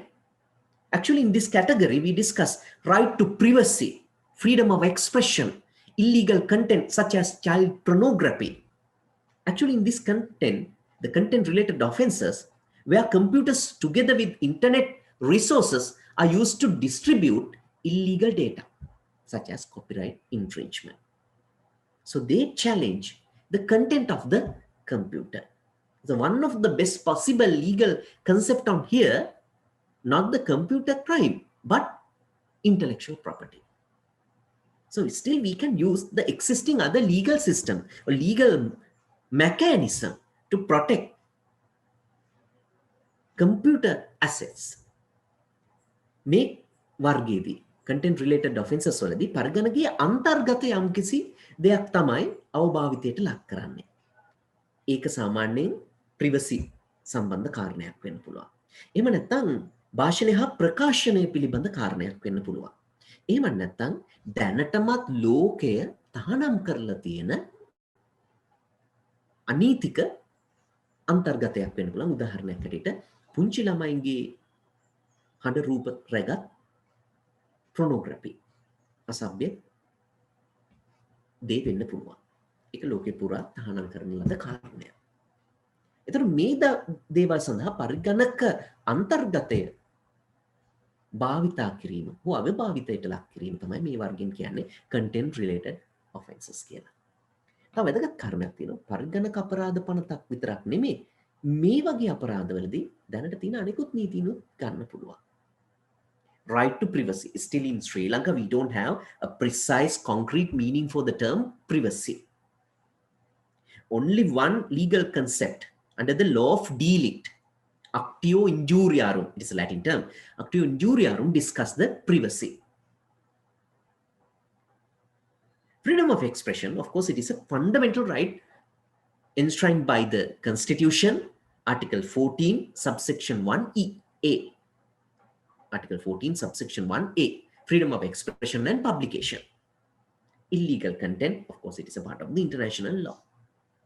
එහෙනම් මේ පෞද්ගලිකත්වයේ කියන අයිතිය ශ්‍රී ලංකාවේ ඉතාම සීමිත විදියට තමයි නීති නිර්මාණය වෙලා තියෙන්නේ. නීති තියෙන සංකල්පයක් මුදලින් වන්දි ලබා ගත හැකි නීති ක්ෂේත්‍රයක්. ඒකට කියනවා දීලික්ත නීතිය සිංහලෙන් law of delict. ඊට සමානම ඉංග්‍රීසි නීති සංකල්පය තමයි law of tort. එහෙම නැත්නම් තෝරත නීතිය. ඒකෙදි මිනිස් කෙනෙකුගේ මේ හදවතට හිතට සිදුවෙන හානිවලට වන්දි ලබා ගැනීම කතා බහ වෙනවා actio injuriarum කියන ලතින් වචනයක් ඒ නඩු කරේ යටතේ අපි කියන legal action එක. එතන විතරයි තියෙන්නේ මේ අපහාස පිළිබඳ නඩු පවරන්න. In Sri Lanka we don't have criminal defamation. In 1997 the Sri Lankan government then They removed that part from the penal code. Now it is a civil action, not a criminal action. ලංකාවේ අපහාසයට දාන නඩු දැන් civil නඩු වන්දිල්ලන්නයි දාන්නේ. එහෙම නැතුව සාපරාධී අපහාසය කියලා දෙයක් ලංකාවේ නැහැ. ඉතින් පරිගණක අන්තර්ගතයක් භාවිත කරලා අපහාස කරොත් ඒක සිවිල් නඩුවක් තමයි ලංකාවේ. ඒතකොට අන්න නීතිය වෙන කොටස් පාවිච්චි කරන්න පුළුවන්. අන්තර්ගතය තුල බොහෝ දේවල් තියෙන්න පුළුවන්. බුද්ධිමය දේපල වලට සම්බන්ධ. ඉතින් අනිවාර්යයෙන්ම බුද්ධිමය දේපල නීතිය මෙහි පාවිච්චි කරන්න පුළුවන්. Content related offenses, as its word suggests, content. Basically right to privacy, freedom of expression, or illegal content such as child pornography. Third category, as I said earlier, computer integrity offenses. This is the crux of the computer crime area. Basically, unauthorized access, unauthorized acts, or unlawful devices. In this category, they challenge the integrity of the computer, the trustworthiness of the computer. මේ වර්ගයේදී තමයි පරිගණකයක තියෙන විශ්වාසනීයත්වය අභියෝගයට ලක් කරන්නේ. ඒක කරන්න පුළුවන් තමන්ට අවසරයක් නැති ප්‍රවේශයක් කරහා. එහෙම නැත්නම් තමන්ට අවසරයක් නැති ක්‍රියාවක් කරහා. එහෙම නැත්නම් අනීතික නීති විරෝධී යම් උපාංගයක් නිර්මාණය කිරීම හරහා. Unauthorized access, unauthorized acts, or unlawful devices.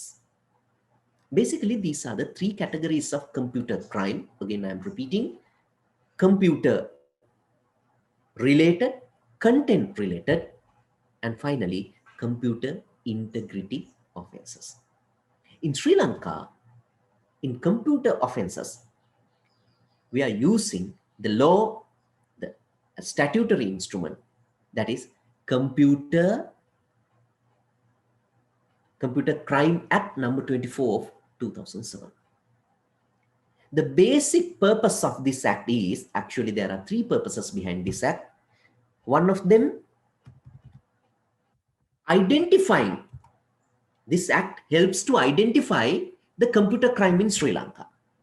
The second objective or the purpose of this act is provide the procedure for the investigation process.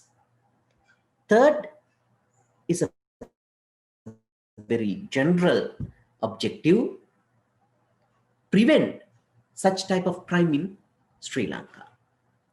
Sri Lanka වේ පරිගණක අපරාධ පිළිබඳ ක්‍රියාත්මක වෙන එකහෙලාම ගන්න පුළුවන් පනත තමයි පරිගණක අපරාධ පනත. ඉස්සෙල්ලා සඳහන් කරා වගේ 2007 අංක 24 දරන පරිගණක අපරාධ පනත. මේ පනතේ අරමුණු තුනක් මූලිකව දකින්න ලැබෙනවා. එකක් මේ පනත පරිගණක අපරාධ හඳුන ගන්න උදව් වෙනවා. සහයෝගය ලබා දෙනවා. දෙවෙනි එක පරිගණක අපරාධ පිළිබඳ පර්යේෂණ ක්‍රමය ඉන්වෙස්ටිගේෂන් එක පරීක්ෂණය පවත්වන්න උදව් වෙනවා. තුන්වෙනි කාරණය තමයි එක පොදු කාරණයක් පරිගණක අපරාධ මේ කියන ක්‍රියාමාර්ගයන් ගැනීම තුලින් පරිගණක අපරාධ වැළැක්වීමට මේ රට තුල උපයෝගී කර ගැනීමේ පනතක් හැටියට ක්‍රියාත්මක වෙන. කියන්නේ මේ දේ කිරීම තුලින් රටේ පරිගණක අපරාධ වළක්වාගත හැකි කියලා පනත විශ්වාසය කරනවා. Actually, in here we discuss the purpose, basically three main purposes of the Computer Crime Act number 24 of 2007. Why it is important, the purpose, at the very beginning of discussion of computer crime.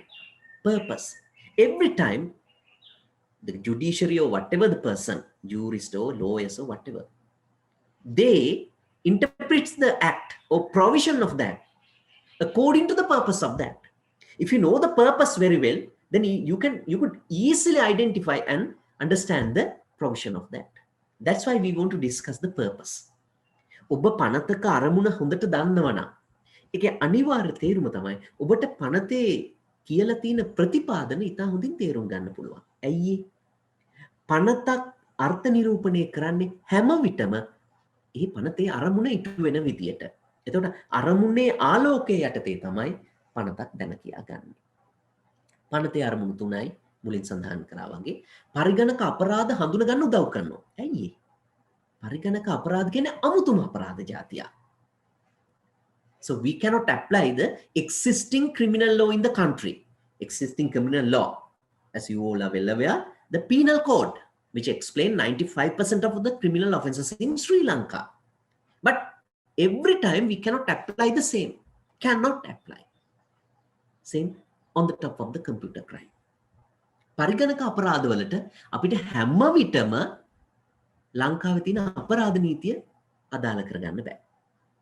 ලංකාවේ තියෙන අපරාධ නීතිය එහෙම නැත්නම් සාමාන්‍යයෙන් අපරාධ නීතිය බොහෝ තැන්වලදී අසමත් වෙනවා. I will give you a very good example from the UK jurisdiction. There's a very famous case, Moss versus Oxford University. Moss, M-O-S-S, the name of a student of the Oxford University, well-renowned university. Moss, he took it out, a forthcoming examination paper from the desk drawer of the professor. I took a photocopy and returned back to the place it was. Unfortunately, Oxford University took a legal action against Moss based on the Theft Act. Finally, they failed with the case.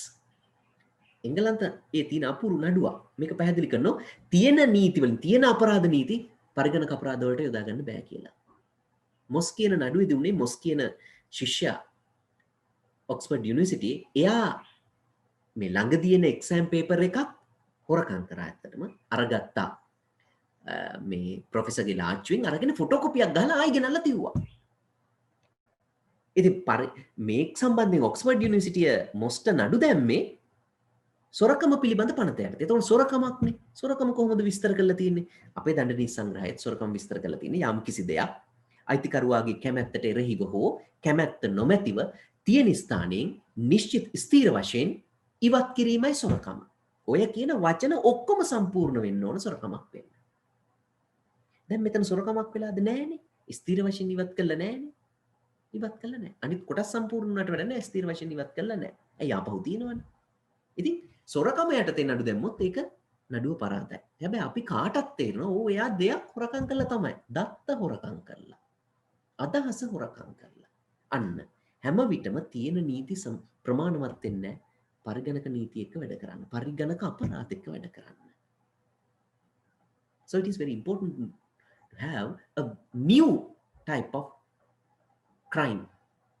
So this document, Computer Crime Act number 24 of 2007, as its main object, it helps to identify the computer crimes in Sri Lanka. Second one, provide the procedure for the investigation. Investigation procedure is a strange process in Sri Lanka. We cannot apply the existing investigation, police investigation process. Then police පරීක්ෂණයත් පරිගණක අපරාධ සම්බන්ධයෙන් අමුතුම එකක්. ඒකට අපිට දැනට තියෙන පරීක්ෂණ ක්‍රම පාවිච්චි කරන්න බෑ.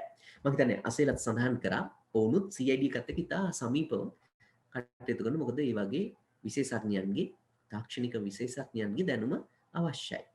ඒකට පනතේ වෙනම ප්‍රතිපාදනයක් තියෙනවා 17 වෙනි වගන්තිය යටතේ. එතකොට දැන් අපි සරල උදාහරණයක් හිතමු. මගේ පරිගණකයේ තියෙන යම්කිසි තොරතුරක් කවුරු හරි හැකර් කෙනෙක් අරන් ගිහිල්ලා. දැන් මම මේක පොලිසියට ගිහිල්ලා කිව්වහම පොලිසියට බැහැනේ. පොලිසිය ඉන්න හොඳම කැනල් යුනිට් එකේ ඉන්න හොඳම පොලිස් බල්ලා අරගෙන එනවා. ඒ සතාට බෑනේ මගේ පරිගණකය ඉව කළා මේ තොරතුරු ගියේ කොහෙද කියලා හොයන්න. අන්න. So investigation process is a totally different process.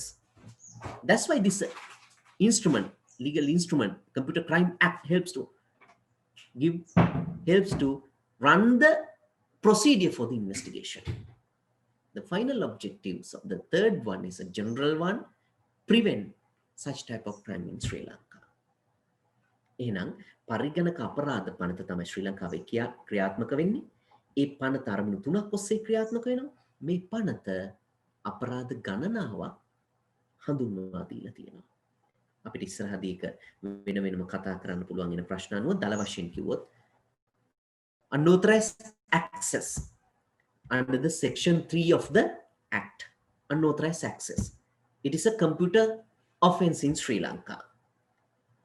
I might read out the exact wordings of the section 3.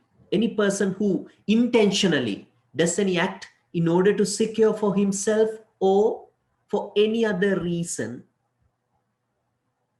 access to any computer or any information held in any computer, knowing or having reason to believe that he has no full authority to such access, shall be guilty of an offense, and shall on conviction be liable to a fine not exceeding 100,000 rupees or to imprisonment of either description for a term which may extend it to 5 years or both such fine and imprisonment. මෙන්න මේක සරල අදහසේ වරදේ. තමන්ට අවසරයක් නැතුව අධිකාරී බලයක් නැතුව පරිගණකයක් තුල හෝ පරිගණකයක් වෙත හෝ පරිගණකයක් ඇතුළත තියෙන තොරතුරු වෙත එනවනම් ඇවිල්ලා කරන්නේ මොකද්ද කියලා මෙතන කතා කරන්නේ නැහැ. එන එකම වරද access කොච්චර ප්‍රමාණයකින් දඬුවම් කරන්න පුළුවන්ද? ලක්ෂයක් දක්වා දණ්ඩනයක් ෆයින් එකක් ගන්න පුළුවන්. ඒ වගේම අවුරුදු 5ක් දක්වා සිර දඬුවමක් දෙන්න පුළුවන්. විනිශ්චයකාරතුමාට තීරණය කරන්න පුළුවන් ඊට අඩු කොයි ප්‍රමාණෙද යන්නේ කියලා. ඒ දෙකම එක විට ලබා දෙන්න පුළුවන්. Unauthorized access. The bad news in Sri Lanka is still we don't have proper interpretation for the term access. But in English version, in UK, they do have. So it is wide open to the discretionary power of the judges at the courts. In Sri Lanka, we don't have an interpretation on the term access, though we have discussed unauthorized access. Sri Lanka unauthorized access කියන එක වරදක් හැටියට දක්වා තිබුණත් access කියන්නේ මොකක්ද කියලා පැහැදිලි කරලා නැහැ පනත. හැබැයි අපි ආලෝකය ලබාගත්ත බ්‍රිතාන්‍ය පනතේ Computer Misuse Act එකේ 1990 Computer Misuse Act එකේ 17 වෙනි වගන්තිය මේ access කියන්නේ මොකක්ද කියලා පැහැදිලි කරලා තියෙනවා. I'm not going to discuss them more fully in here. It will take time. So it's still the Sri Lankan term access. It is wide open to the discussion or discretionary power of the judges at the court. So they can decide with based on the circumstantial evidence of the case what the access is. ඒක නිසා ශ්‍රී ලංකාවේ තත්ත්වය ටිකක් භයානකයි. මොකද access කියන එක මොකක්ද කියලා කියලා නැහැ. අත වැදුනද, enter key එක එබුවද, පරිගණකය ඇතුළටම ගිහිල්ලා ෆයිල් එක ඇතුළටම ගියාද? ඒක නිශ්චිතව පනතෙම සඳහන් කරලා නැහැ. ඉතින් ඒක උසාවියේ අභිමතානුසාරී බලය යටතේ තීරණය කිරීමට ඉඩ සලස්වලා තියෙනවා. මේ එක වරදක්. Section 3 unauthorized access. Section 4 is a kind of extended version of Section 3. In here, ulterior intent offense. First, access to the computer or information held in computer with the intention of committing an offense under this act. This act means Computer Crime Act or any other law for the time being in Sri Lanka. So it is a crime. It is a computer crime in Sri Lanka. The fine and the imprisonment, fine not exceeding 200,000 rupees or to imprisonment of either description for a term which may extend it to 5 years or both such fine and imprisonment. In previous one, Section 3, access, unauthorized access is offense. Section 4, unauthorized access plus another offense. මම හිතන්නේ ඔයගොල්ලන්ට පැහැදිලි වෙන්නේ නැතිද? අපි තුන්වෙනි වගන්තියෙන් කිව්වේ අවසරයකින් තොරව පරිගණකයක් හෝ පරිගණක දත්තයක් වෙත පැමිණීම වරදක්. 4 කියන්නේ තුන්වෙනි වගන්තියේ දිගුවක්. 4 කියන්නේ එන එකත් වරදක්, ඇවිල්ලා කරන දේත් වරදක්. කරන දේ වරදක් බවට තීරණය කරන එක්ක පරිගණක පනත. එහෙමත් නැත්නම් වෙනත් ඕනෑම නීතියක් රටේ පවතින. ඉස්සෙල්ලකේ ලක්ෂයයි උපරිමය දැන් 4 වෙනි වගන්තියේ ලක්ෂ 2යි. ඉස්සෙල්ලකේ ලක්ෂ අවුරුදු 5යි දඬුවම් කාලේ, මේකෙත් අවුරුදු 5යි. මේක හොඳට පැහැදිලි වෙන උදාහරණයක් මම දෙන්නම්. ඒක ගන්න වෙන ඔන්න එංගලන්තේ උදාහරණයකින් මෑතකදී නිකුත් වුණු නඩුවක් තියෙනවා. මේ නඩුවේදී උනේ පොලිස් නිලධාරියෙක්. එයා පොලිසියේ තියෙන ඉන්ටෙලිජන්ස් යුනිට් එකට ගියා. ගිහිල්ලා එයා දැන් යාළු වෙලා ඉන්න ගෑනු ළමයා ඉස්සෙල්ලා යාළු වෙලා හිටපු බෝයිෆ්‍රෙන්ඩ්ලා ගැන ඉන්ටෙලිජන්ස් යුනිට් එකෙන් තොරතුරු හෙව්වා. දැන් පොලිස් නිලධාරියෙක් තමයි මේක කරන්නේ. මේක ඔහු වරදකරු වුණා. දඬුවම් නියම කරා. එතකොට මොකද්ද වරද? ඉස්සෙල්ලම පොලිස් ඉන්ටෙලිජන්ස් යුනිට් එකට ගියේ එක. හැම පොලිස් නිලධාරියටම පොලිස් ඉන්ටෙලිජන්ස් යුනිට් එකට යන්න බෑනේ. ඒක ඇත්ත. එහෙනම් ඒකට යන්න පුළුවන් නිලධාරීන් කොටසක් ඉන්නවා. එහෙනම් එයා පළවෙනියටම ඇක්සස්. අපේ පනතට ගන්නුව ගත්තොත් තුන්වෙනි වගන්තිය වරදක් කළා. ඊට පස්සේ මොකද්ද කරලා තියෙන්නේ? දැන් එයාගේ ගර්ල්ෆ්‍රෙන්ඩ්ගේ ඉස්සර හිටපු බෝයිෆ්‍රෙන්ඩ්ලා ගැන හොයලා. පොලිස් ඉන්ටෙලිජන්ස් යුනිට් එක ඔය හැම තොරතුරක්ම තියෙනවා. කොයි රටක වුණා. හැම කෙනෙක් ගැනම පුළුවන් තරම් තොරතුරු එකතු කරලා තමයි තියෙන්නේ. ඉතින් අනිත් කෙනාගේ තොරතුරු හොයපු එක කොහෙන්ද වැරද්දක් වෙන්නේ? එංගලන්තේ තියෙනවා Data Protection Act එක. Data Protection Act එකේට අනුව පෞද්ගලිකත්වයට හානි වෙන විදියට මේ personal data, sensitive personal data බලන්න බෑ. අවසරයකින් තොරව. අන්න මං කියවනේ දැන් ලංකාවේ පනතේ තියෙනවා. එක්ක මේ පනත යටතේ වරදක් නැත්නම් වෙනත් පනතක් යටතේ වරදක්. අන්න එතකොට එන එකත් වරදක්, ඇවිල්ලා කරන දේත් වරදක්. I will give you another example from the Computer Crime Act. Actually, we don't have enough time to discuss all the provisions, the legal section in Computer Crime Act. Section 5 is a very interesting section. These are the original wordings of the Section 5. Any person who intentionally and without lawful authority causes a computer to perform any function, knowing or having reason to believe that such function will result in unauthorized modification, or damage or potential damage to any computer or computer system or computer program. See, simply unauthorized modification.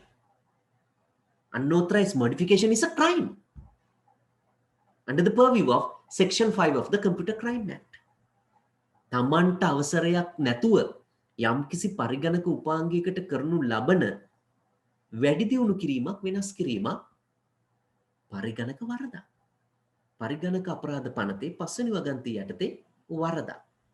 මොකද්ද හොයලා බලන්නේ? එක්ක තමන් දැනගෙන ඉන්න ඕන, නැත්නම් තමන්ට දැනගැනීමට කරුණු යෙදී තියෙන්න ඕන. In English, knowing or having to reason to believe that such function will result in unauthorized modification, damage or potential damage. See, knowing, it is very easy to understand. You know that you are going to do something which result in unauthorized modification, which result in damage, or which result in potential damage, or having reason to believe that your action will result in unauthorized modification, damage or potential damage.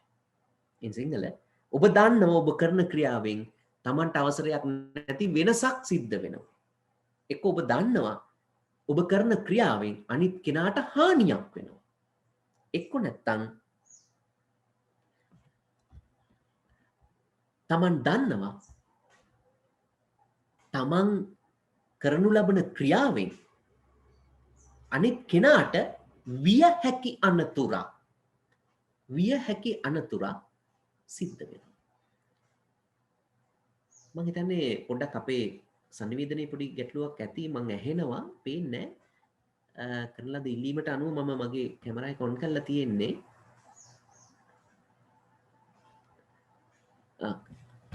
I'm hoping everyone can hear me properly. Yes, sir, we can hear you. What about the video then? It's not streaming, sir. I think there's error. There's a message, host has stopped your video. You'd better ask host. No, sir, we have gave On the my permission screen. once again. Can you check, sir? Right. Yes, already I opened it up. We can see you now, sir. Is it okay now? Yes, sir. right. එතකොට පස්වෙනි වගන්තියට අනුව පරිගණකයක් තුළ අවසරයකින් තොරව කරනු ලබන වැඩි දියුණු කිරීම වෙනස් කිරීම වරදක්. වැඩි දියුණු කිරීම වෙනස් කිරීම වරදක්. එහෙනම් මේකට යටතට වැටෙන අපරාධය මොකක්ද කියලා පැහැදිලි. අපි වෛරස් යවනවා දැනගෙන හොන්න දැන. ඒ යවන දෙයකින් කෙනෙකුගේ පරිගණකයකට අපිට අවසරයක් නැති වැඩි දියුණු කිරීමක් වෙනස් වීමක් සිද්ධ වෙනවා නම් හානියක් වෙනවා නම් විය හැකි හානියක් damage or potential damage. Damage is thing very clear. Directly there's a damage. That is damage. Potential damage, potential. Exactly there's no damage, but there's a connection to another damage. Later on, that the second damage will come up. හානිය damage එක කියන එක පැහැදිලි. එක හෙලාම හානියක් වෙනවා. මම ඔබගේ පරිගණකයට වෛරසයක් එවනවා. ඔබට ඒ ක්‍රියාත්මක කරන්න වෙන්නේ නැහැ. ඔබට වෙන හානියක්. මම ඔබගේ පරිගණකයට වෛරසයක් එවනවා. ඒ වෛරසයෙන් ඔබ යමක් ටයිප් කරන්න ගියාම වර්ඩ් වල ටයිප් කරන අකුර නෙමෙයි වදින්නේ. ඒක නැත්නම් වචන වදින යනවා ටික වෙලාවකින් ඒව වෙනස් වෙනවා. ඒක හේතු කොටගෙන ඔබට ලබා දීමට හෝ බාර දීමට තිබුණු assignment එකක් වෙලාවට දෙන්න බෑ. අන්න විය හැකි අනතුරක් තියෙනවා. potential damage. මේ ඕනම දෙයක් පිළිබඳ එක්ක දන්නවා නැත්නම් එසේ දැන ගැනීමට කරුණු යෙදිලා තියෙනවා. ඒ විදියට යම් කෙනෙකුට හානියක් කරොත් ඒක ශ්‍රී ලංකාවේ පරිගණක අපරාධ පනතේ පස්වෙනි වගන්තිය යටතේ වරද. So basically we can discuss some examples in here. I have mentioned article the section 3 of the Computer Crime Act, section 4 and 5. So this is the law in Sri Lanka, Computer Crime Act, which works on computer crime, create out computer crime, and helps to identify the computer crime in Sri Lanka, and helps to help to the investigation process. And finally, it believes in this way we can stop the computer crime or that type of tradition or climate in Sri Lanka. So these are the basic facts on the computer crime. Actually, there are a lot of provisions in here, and especially section 17 speak about the appointment of the specialist in terms of the investigation process. So these are the basic background of the computer crime act in Sri Lanka. මේ විදිහට අපිට පරිගණක පනතේ තියෙන මූලික කොටස් කතා කරන්න පුළුවන්. පරිගණක පනතේ තියෙන වගන්ති ගණනාවක් සඳහන් වෙනවා. ඒ ගණන අපරාධ ගණනාවක් සඳහන් වෙනවා. නමුත් අපිට ඔක්කොම කතා කරන්න වෙලාව මදි. පරිගණක පනතේ විශේෂයෙන්ම විශේෂඥයන්ගේ සහාය පරීක්ෂණයක් සම්බන්ධයෙන් ගන්න ආකාරය සඳහන් වෙනවා 17 වෙනි වගන්තිය යටතේ. ඒ වගේ විශේෂ ප්‍රතිපාදන සහිතව මේ පනත අරමුණු තුනක් ඔස්සේ ක්‍රියාත්මක වෙනවා. පරිගණක අපරාධ හඳුන්වා දීම, පරිගණක අපරාධවල පරීක්ෂණ වලට උදව් කිරීම සහ අවසාන වශයෙන් පුළුල් අරමුණක් වෙන පරිගණක අපරාධ පිළිබඳ පරිගණක අපරාධ මැඩපැවැත්වීමේ උපාංගයක් විදියට. මම හිතන්නේ මම මෙතනින් අවසන් කරන්නම් මගේ මූලික හැඳින්වීම. ඒ හැඳින්වීම ඔස්සේ ප්‍රශ්න වලට උත්තර දෙන්න. බොහොම ස්තුතියි. බොහොම ස්තුතියි සර්. ඉතාමත් හරවත් වැඩසටහනක්, හරවත් දේශනයක් ඔබ විසින් ඉදිරිපත් කරා. මම හිතන්නේ මේ අපේ තරුණ තරුණියන්ට වගේම ශ්‍රී ලාංකිකයන්ට තියෙන විශාලම ගැටලුවක් තමයි මේ නීතිය පිළිබඳව දැනුම මදිකම. මොකද අපි යම්කිසි වැඩක් කරන්න ගියපුවාම ඒ වැඩේ කරන්නේ කොහොමද? ඒ ප්‍රතිවිපාක ගැන යම්කිසි ආකාරයක අවබෝධයක් තියෙන්න පුළුවන්. නමුත් රටේ නීතිය කොයි විදිහටද හැදිලා තියෙන්නේ කියන කාරණා පිළිබඳව බහුතරයක් ශ්‍රී ලාංකිකයන්ට විශේෂයෙන්ම තරුණ තරුණියන් ඇතුළුව අවබෝධයක් නැහැ. ඉතින් නැවතත් ස්තුතිවන්ත වෙනවා. ඉතාමත්ම හොඳ දේශනයක් ඉදිරිපත් කරාට ඒ අතරතුරේදී අපිට ගැටලු කීපයක් යොමු වෙලා තියෙනවා. විශේෂයෙන්ම දැන් සඳහන් කරා මේ සයිබර් ක්‍රයිම් එකක්, කම්පියුටර් ක්‍රයිම් එකක් කියන මේ ක්‍රයිම් කියන නම තිබ්බට මේක මේ ක්‍රිමිනල් ලෝ එහෙම නැත්නම් අපරාධ නීතියට අයිති වෙන්නේ නැහැ. ඒකේ එල්ලේ කියලා මේක සිවිල් නීතිය යටතේ යනවා කියන කාරණා. නමුත් අපි විශේෂයෙන්ම සමාජ මාධ්‍ය ජාලවල සිදුවන කාරණාවක් තමයි මේ සයිබර් බුලින් කියන දේ. මේ සයිබර් බුලින් කියන කාරණාව නිසා තමන්ගේ ජීවිතයෙන් පවා වන්දි ගෙවපු සමහර තරුණ තරුණියෝ ඉන්නවා. මේ වගේ අවස්ථා අපිට ඉතිහාසයේ පුරාවට දක්නට ලැබෙනවා. මගේ ප්‍රශ්නය තමයි සර් දැන් යම්කිසි කෙනෙක් සයිබර් බුලින් නිසා ජීවිතක්ෂයට පත් වුණොත් එතන ඒ ක්‍රියාව මිනිමරුමක් ගණයට අයිති වෙනවද? එතකොට ඒ මිනිමරුම සිදු වෙන්නේ මේ සමාජ මාධ්‍ය හරහා සිදුවන මේ අපහසුතාවයට ලක් කිරීම කියන කාරණාව නිසාද? මේ පිළිබඳ පැහැදිලි කිරීමක් ලබා දෙන්න පුළුවන්ද? යම්කිසි කෙනෙක් සයිබර් බුලින් නිසා ජීවිතක්ෂයට හරි එහෙම නැත්නම් මානසික රෝගී තත්යකට හරි පත් වෙනවා නම් ඒ බුලින් කරපු දේ මොකද්ද හම්බෙන දඬුවම සහිත අදාළ වෙන්නේ මොන ඇත්තටම මේකේ ඉතා සියුම්ම සලකා බලන්න ඕන කාරණයක් දැන් මිනිමැරුම කියන හෝ සාවද්‍ය මනුෂ්‍ය ඝාතනය කියන අපරාධය සාපරාධික ක්‍රියාව දඬ නීති සංග්‍රහය තමයි පැහැදිලි කරලා තියෙන්නේ. දඬ නීති සංග්‍රහය මේකේ ඉතා තදින් සොයා බලනවා චේතනාව. ඉන්ටෙන්ෂන් එක.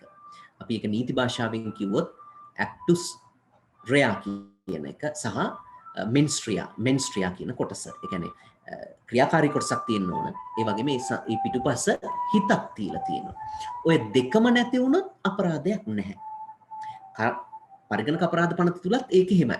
දැන් ඔබ කියන කරුණේදී අපි එකහෙලා කනෙක්ෂන් එකක් එහෙම නැත්නම් සම්බන්ධයක් ගොඩනගා ගන්න ඕන කරනු ලබන ක්‍රියාවත් ලැබුණු ප්‍රතිඵලයක් අතර. ඒ වගේම අපි චේතනාව සොයා ගන්නත් ඕන.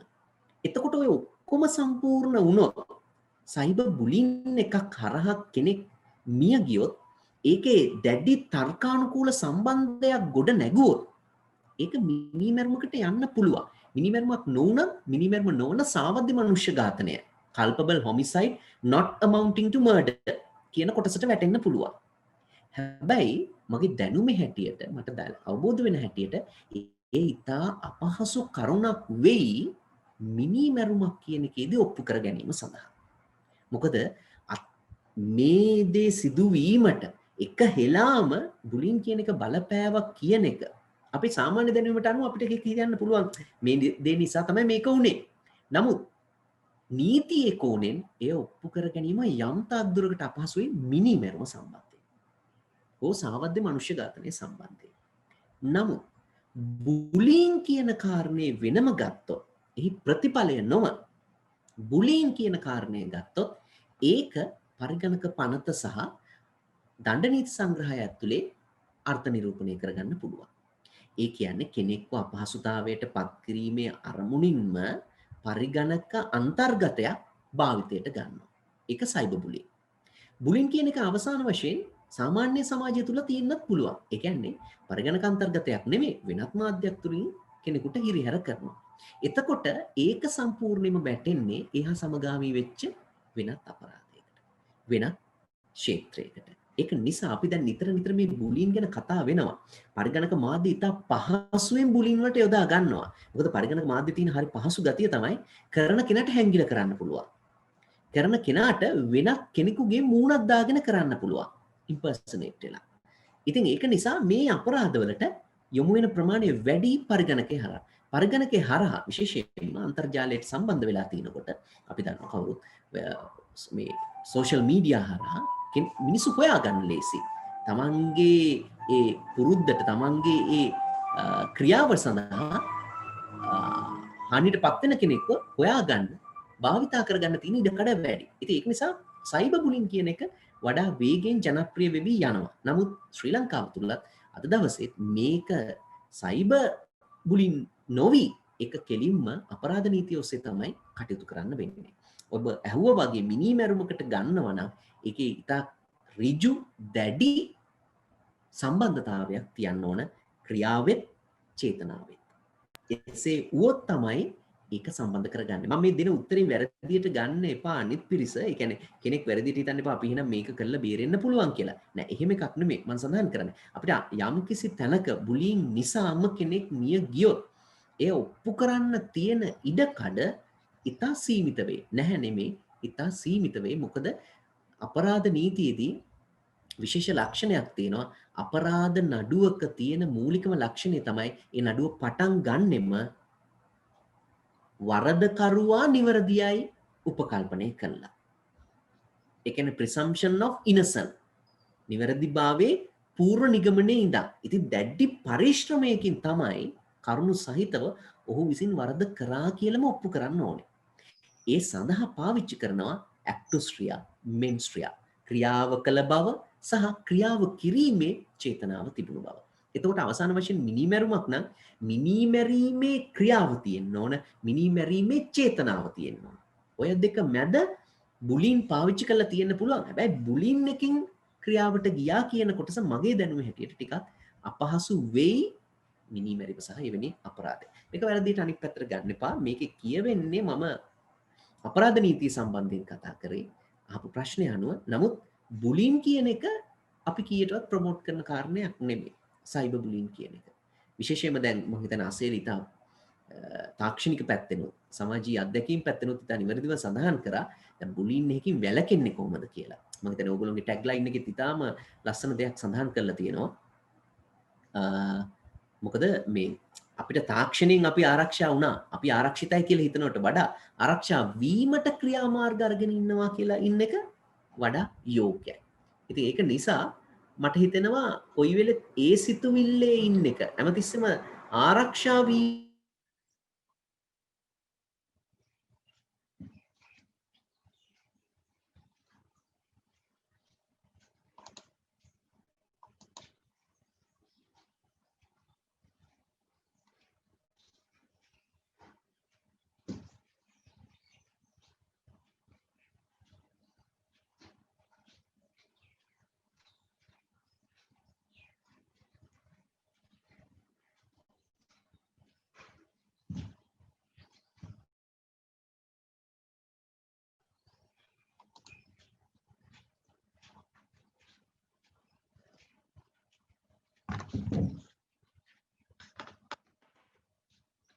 මනෝජ මල්ලි මම හිතන්නේ මේ තාක්ෂණික දෝෂයක් ආවා මම හිතන්නේ ඉසලයි. හරි අපි කරගෙන යමු. හොඳයි හොඳයි මම හිතන්නේ අපේ ඩොක්ටර් තුසිතට තාක්ෂණික දෝෂයක් ආවා. I think it's time to move on to the Q&A session. Hope Dr. Thusitha will join with us very soon. So I believe that everyone got an idea about in technical perspective as well as legal perspective how to survive from those cyber crimes and how to be ready to face those problems that you have to face when you're using internet. So as we all mentioned in our tagline, we can never comfortably say that we are safe, but we can say that we are prepared. මොකද ලංකාව ඇතුලේ ගොඩක්ම මේ වගේ තාක්ෂණික සහ නෛතිකමය පැත්තෙන් අන්තර්ජාලය හරහා ගැටලු ගණනාවක් තියෙනවා. ඉතින් අපිට කොයිම අවස්ථාවකවත් කියන්න බෑ අපි සුව පහසුවෙන් ඉන්නවා අපිට කිසිම ප්‍රශ්නයක් එන්නේ නැහැ කියලා. හැබැයි මේ වගේ වැඩසටහන් වලට සහභාගී වීම හරහා ඔබට හැකියාව තියෙනවා ඔබ ඕනම ප්‍රශ්නයක් ආපු වෙලාවකට ඒ ප්‍රශ්න වලට මුහුණ දෙන්න සූදානම්ව සිටිනවා කියලා. So until Dr. Thusitha Abeysekara is joining with us, let's move on to the Q&A session, and it's time to ask the questions from the panelists. Now the floor is open to you. We got some questions as well. There are a few questions from Leo Club of Badegama and Leo Club of Sri Lanka Technological Campus. I think Leo Anushka from Leo Club of Badegama asked a few questions. Christina, can you hear me? Yes, Manodya. Yes, I think those questions are to our very own Mr. Asela. So it's over to you to ask the questions. Okay. So, sir, you can hear me, right? Yes, I can hear you. Okay, so he has asked, what is network sniffing? Network sniffing is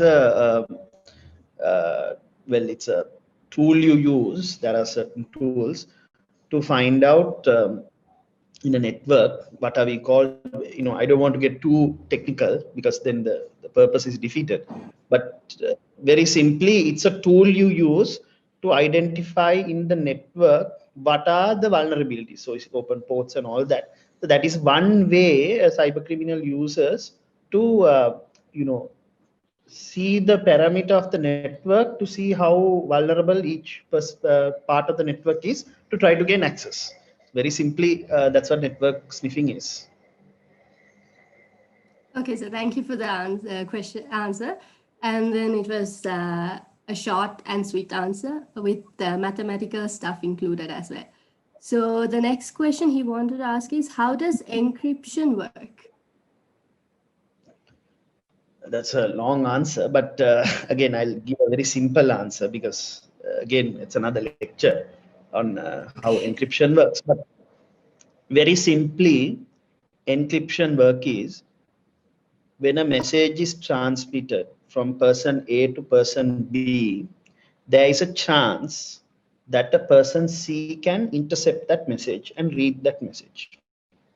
So what encryption does is that uses technology to make sure the message that is transmitted from person A to person B is scrambled in a way that if it's intercepted by person C, they can't read it. And it's only the intended recipient, person B, who is able to read it. The person who is sent and the intended recipient only should be able to see. The technology we use to make sure that this message is scrambled is encryption. There are very technical definitions, but very basic layman term, that is what is encryption. Okay, thank you, sir, for that answer again. And I hope Anushka got his answers for these questions. And next, over to you, Manotia, to ask the questions. Okay, thank you very much, Christina. So we have some questions from you, Dr. Thusitha. So the first question that we have is from Nadishan. Can you please ask the question? That the relationship between terrorism and Computer Crimes Act?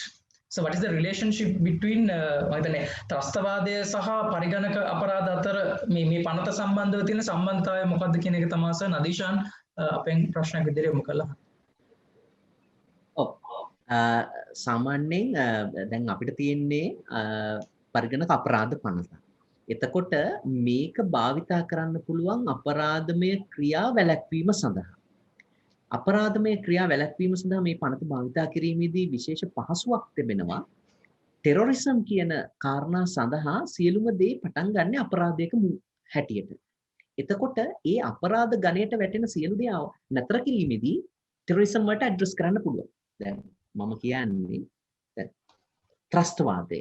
Cyber ත්‍රස්තවාදය කියන එක ගත්තාම වෙනස්ම මාතෘකාවක්. ශ්‍රී ලංකාවේ cyber ත්‍රස්තවාදයට address කරන්න වෙනම පනතක් නැහැ. නමුත් පරිගණක අපරාධ පනත භාවිතා කරන්න පුළුවන් ඒ අපරාධවලට සටන් කිරීම සඳහා. කොහොමද? ඒ කරන ක්‍රියාවන් පරිගණක අපරාධ පනතේ අපරාධ යටතේ නිර්වචනය කළ හැකිනම් අපිට ඉතාම පහසුවෙන් මේ පනත භාවිතා කරන්න පුළුවන්. මේක තමයි සාමාන්‍ය නීතිය සිදුවෙන ක්‍රියාවලිය. අලුත් නීතියක් ඒහා සමානම නීතියක් හදාගන්න අතුරු තියෙන නීතීන් වලින් සටන් කරන්න බලනවා. ඒක නිසා දැන් අපරාධ පරිගණක අපරාධ සම්බන්ධ නීතියක් සයිබර් ත්‍රස්තවාදී පනතක් එනතුරු එවැනි ක්‍රියාවක් සමග සටන් කිරීමට භාවිතා කිරීමේ හැකියාව තියෙනවා. මේක තමයි සම්බන්ධය. පරිගණක අපරාධ ගැනයි කතා කරන්නේ, ත්‍රස්තවාදී ගැන එකහිලා කතා කරන්නේ නැහැ. නමුත් ත්‍රස්තවාදී ක්‍රියාවල අපරාධ ස්වරූපයේ තියෙන හැම තැනකදීම ත්‍රස්තවාදී ක්‍රියාව අපරාධයක් තමයි. නමුත් ත්‍රස්තවාදී ක්‍රියාවක අපරාධමය ස්වරූපයක් තියෙන හැම තැනකදීම පරිගණකයක් කරා සිදු වෙනවා නම් පරිගණක අපරාධ පනත ඔස්සේ ඒ සඳහා කටයුතු කිරීමේ හැකියාව තියෙනවා. විශේෂයෙන් මේක අපරාධයක් නිසා අපි මේ සම්බන්ධතාවය ගිලිහෙන්න මත්තෙන් කතා කරගෙන ගියා. අපරාධයක් නිසාම ඉතා ඉහළ වටිනාකමකින් ඒ සම්බන්ධයෙන් කටයුතු කිරීමේ හැකියාව තියෙනවා. මොකද මේක සිවිල් වරදක් වුණා නම් වන්දි ලබා දීම, එහෙම නැත්නම් හානිපූර්ණය, සිදුණු හානිය, සිදුණු අලාභය පූර්ණේ කරලා අවසන් වෙනවා. නමුත් අපරාධයක් නිසා ඒක පැමිණිල්ලක් දැම්මට පස්සේ පොලිසිය බැඳිලා ඉන්නවා. අවසානයේ දක්වා මේ නඩුව අරගෙන යන්න ඒ පැමිණිල්ල දාපු පාර්ශවයන් ඒන් ඉවත් වුණා. ඉතින් ඒක නිසා මේක රජයට රටට එරෙහිව කරන ක්‍රියාවක් අපරාධයක් කියලා කියන රාජ්‍යයට එරෙහිව කරන ක්‍රියාවක්. ඉතින් ඒක නිසා ඉහළ වටිනාකමකින් යුක්ත මේ නඩුව අරගෙන යෑමේ හැකියාව තියෙනවා. නඩුව ඉහළම වටිනාකමකින් තියෙන නිසාම එහි ඔප්පු කිරීමේ භාරය එහෙම නැත්නම් burden of proof එකක් ඉහළ මට්ටමක තියෙනවා. ඉතින් ඒක යම් කිසි විදියක අපහසුතාවයක්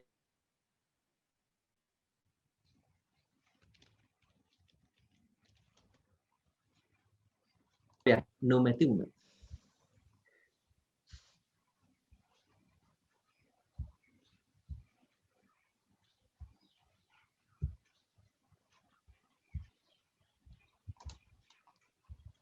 මම හිතන්නේ මං ඇහෙනවද? ඔව් සර් අපිට පැහැදිලිව ඇහෙනවා සර්. ඔව්.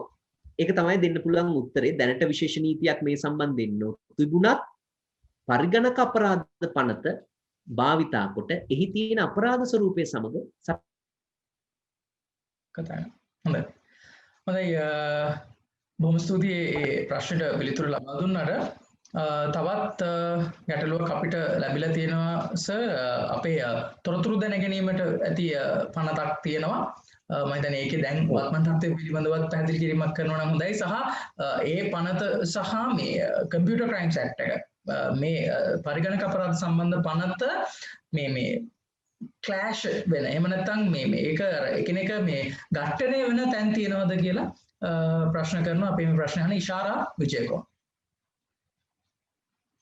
මේ පනත කියන එක සම්පූර්ණ වශයෙන්ම ක්‍රියාත්මක වෙන්නේ රාජ්‍ය හෝ ආයතන යටතේ පවතින තොරතුරු එහි මුල් අයිතිකරුවන්ට හෝ ඒ පිළිබඳ උනන්දුවක් දක්වන පාර්ශවයන්ට ලබාගත හැකිද කියන මත.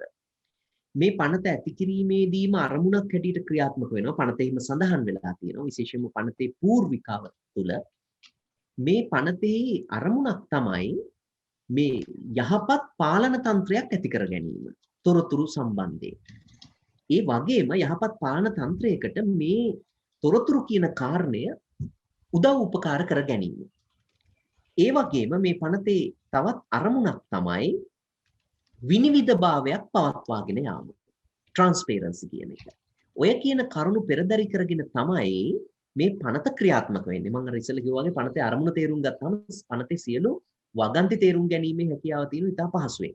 එතකොට ඔය කියන අරමුණු පෙරදරි කරගෙන ඔය සිහිය තබාගෙන තමයි පනත තේරුම් ගැනීම වෙන්නේ. එතකොට පනත හැමතිස්සෙම කෙනෙක්ගේ තොරතුරු යම් ආයතනයක් වෙත රඳවා තියෙනවා නම් ඒ තොරතුරු ඉල්ලා සිටීමේ එහෙම නැත්නම් ඒ සිදුවේ කෙසේදයි යන්න දැනගැනීමේ හැකියාව ජනතාව වෙත ලබා දීමයි කරන්නේ. හැබැයි ඝට්ටනයක් කියන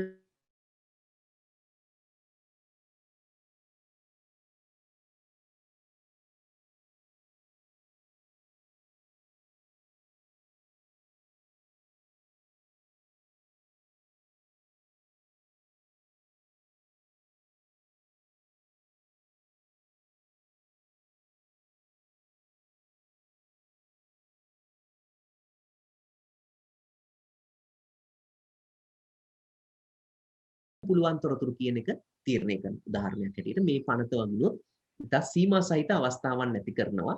සාමාන්‍යයෙන් තොරතුරු පනත්වල තියෙන විශේෂත්වය තමයි තොරතුරු ලබා දීමට ඉදිරිපත් වෙන පනතක් තුලිනුත් තොරතුරු ලබා දීම සීමා වෙන්න පුළුවන්. දැන් සිම්බාබ්වේ කියන රටේ තොරතුරු පනත තොරතුරු ලබා දෙන්න යනවාට වඩා තොරතුරු රඳව ගන්න එකට තමයි ක්‍රියාත්මක වෙලා තියෙන්නේ. මොකද මේ පනත තුලම සීමාවන් දක්වනවා. ඒ සීමාවන් වලදී වෙලා තියෙන සීමා ප්‍රබල වෙලා තියෙනවා. තොරතුරු ලබා ගන්න තියෙන අවස්ථාවන්ට වඩා. ඒක නිසා අවසාන වශයෙන් තොරතුරු ඒ ලබාගත යුතු පාර්ශවවලට තොරතුරු ලබා ගැනීමට අපහසු වෙලා තියෙනවා. ඉතින් මේ කාරණේ නිසා මේ පනත ඉතා ප්‍රවේශමෙන් බලන්න ඕන. පනතේ අරමුණ ඒකයි. අරමුණ තියෙන්නේ එක පැත්තක. මම කතා කරන්නේ තොරතුරු පනත. ඒකේ අරමුණ තියෙන්නේ තොරතුරු මිනිසුන්ට ලබා දිය යුත්තේ කෙසේද? ලබා දිය යුතු සීමාවන් කෙසේද? කොයිතරම් දුරකට තොරතුරු ලබා ගැනීමේ හැකියාව තියෙනවද? පරිගණක අපරාධ පනත ගත්තම සම්පූර්ණයෙන්ම පරිගණකය හා සම්බන්ධ වෙමින් පවතින අපරාධ පිළිබඳ කතා කරන පනත. තොරතුරු පනත සිවිල් සහ අපරාධ යන ක්ෂේත්‍රයන් දෙකම තුල යනවා. නමුත් පරිගණක අපරාධ පනත එහි වචනයෙන් සඳහන් වෙන විදිහටම අපරාධ ඉලක්ක කරගෙනයි ක්‍රියාත්මක වෙන්නේ. මේ දෙක තුල ගැටුමක් ඇති වෙනවා නම් ඒක ඉතා සියුම් විදියට සොයා බලන්න අවශ්‍යයි. මොකද සාමාන්‍යයෙන් පරිගණක අපරාධ පනත මේ පරිගණක තොරතුරු වෙත ඇක්සස් වීම, ඒවා අවභාවිතා කිරීම, පරිගණකයක ක්‍රියාකාරීත්වය විනාශ කිරීම, එහෙම නැත්නම් රාජ්‍යයේ ආරක්ෂා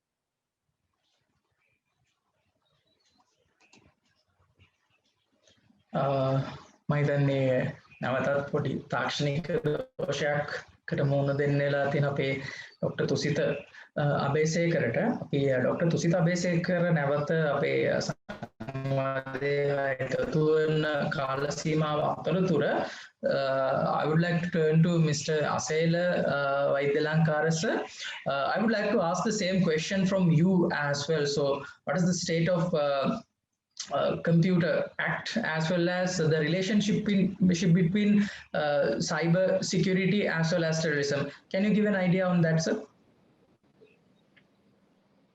Can you guys hear me and see me? Yes, sir, we can hear you properly, but still we cannot see you. Right. Okay. I think there's something wrong with my video feed. Anyway, you can hear me, no? Yes, sir, we can hear you. Okay.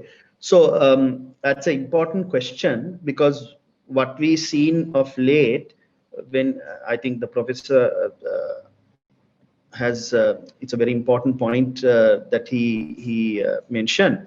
But the only thing I want to add is, we have seen now a tendency of what we call radicalization of individuals happening online, and then they use social media and internet platforms to amplify that message in the online space. But unfortunately, this is where I think even Dr. will agree, maybe our laws have to either change or be strengthened, because some of these things happen in a cross-border situation. Now, for example, certain terrorist groups operate virtually in a cross-border manner. So the propaganda and the teachings and maybe even the certain instructions will come from another country. Maybe the attacks or the criminal activities that they have planned will be done in this country. But when the investigation happens, we realize that maybe there are other actors in other countries. So sometimes there is a drawback when you take only just to, as the doctor mentioned, just only criminal liability or the criminal aspect behind it, then, you know, especially when you are dealing with people who are not in this country.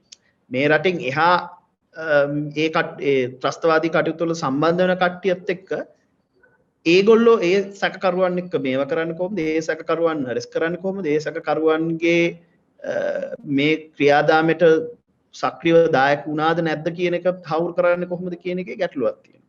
So that in that aspect our law has to maybe get updated, especially when it comes to even the cyber security law. The doctor explained it very beautifully, but I feel, this is my personal opinion, I have mentioned it in several forums as well, the law is very old now. It's 2007, now it's 20 years, and there are certain new type of cyber crimes that are occurring that the act itself doesn't touch on, or like doctor correctly mentioned, the act hasn't given an interpretation on.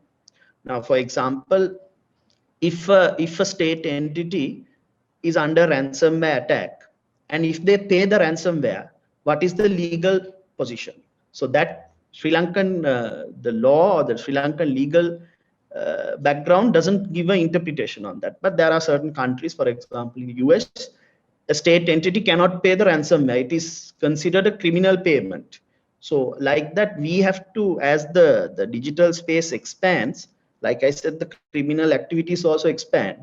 But then we also have to now update our laws and make sure that we are up to date in certain things, because there are so many other countries that are updating their laws accordingly. Even doctor was asked this question on cyberbullying. In fact, you know, countries like Singapore have a separate act on cyberbullying to prevent such things.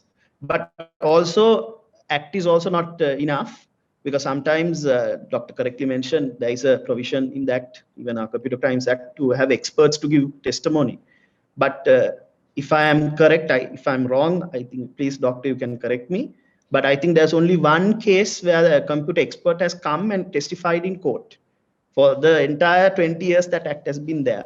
So you can see there is a problem in the way we do our investigations, how we train our investigators and the police. There's a big issue, not only just the law, but how we implement the law and how we, operationalize that law also. This is just my view. Okay. Actually, here I would like to add very small thing. Correctly, Asela said that still in Sri Lanka we don't have sufficient law to combat these type of international crime at the international level, but still we do have some sort of provision. For example, Computer Crime Act Section 2 clearly mentioned that the person commits an offense maybe in Sri Lanka or outside the Sri Lanka. Again, computer system or information affected or which was to be affected at that time, it may be in Sri Lanka or outside Sri Lanka. The provisions are there, but all the time we have to read out these provision in the light of the law of extradition. අපිට ඉතාම නිවැරදි අසේල කිව්වා. අසේල ඇත්තම මේ ප්‍රායෝගිකව කෙනෙක් හැටියට දකින්න ක්‍රමය ඉතාම නිවැරදි. දැන් සමහරක් වෙලාවට ප්‍රතිපාදනය තියෙනවා.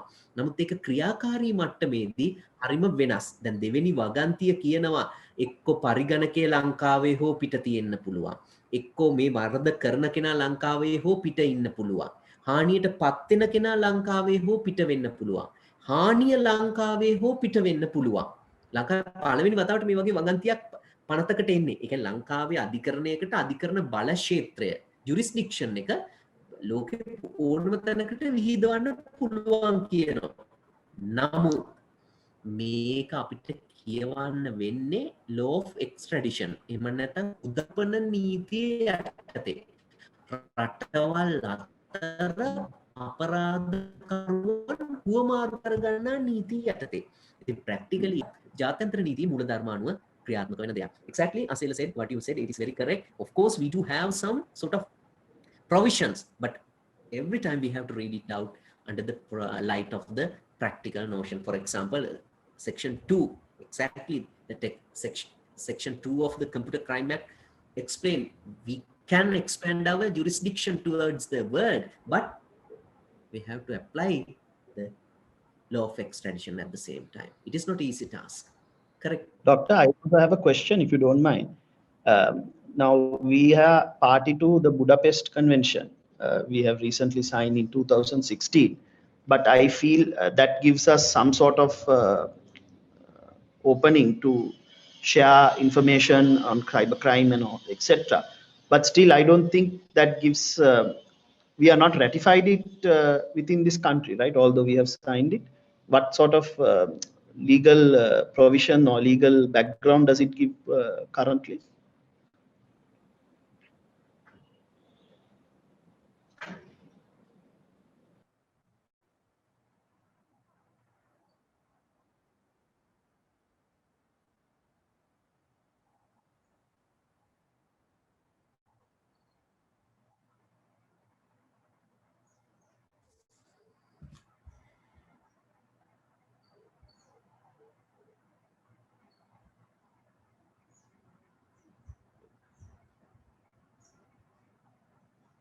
Sorry, Asela and the team, I think my internet connection is not stable. No problem. You properly, but I don't know. So, Am I audible to you? Yes, so you are audible to us. Did you heard the question from Mr. Asela?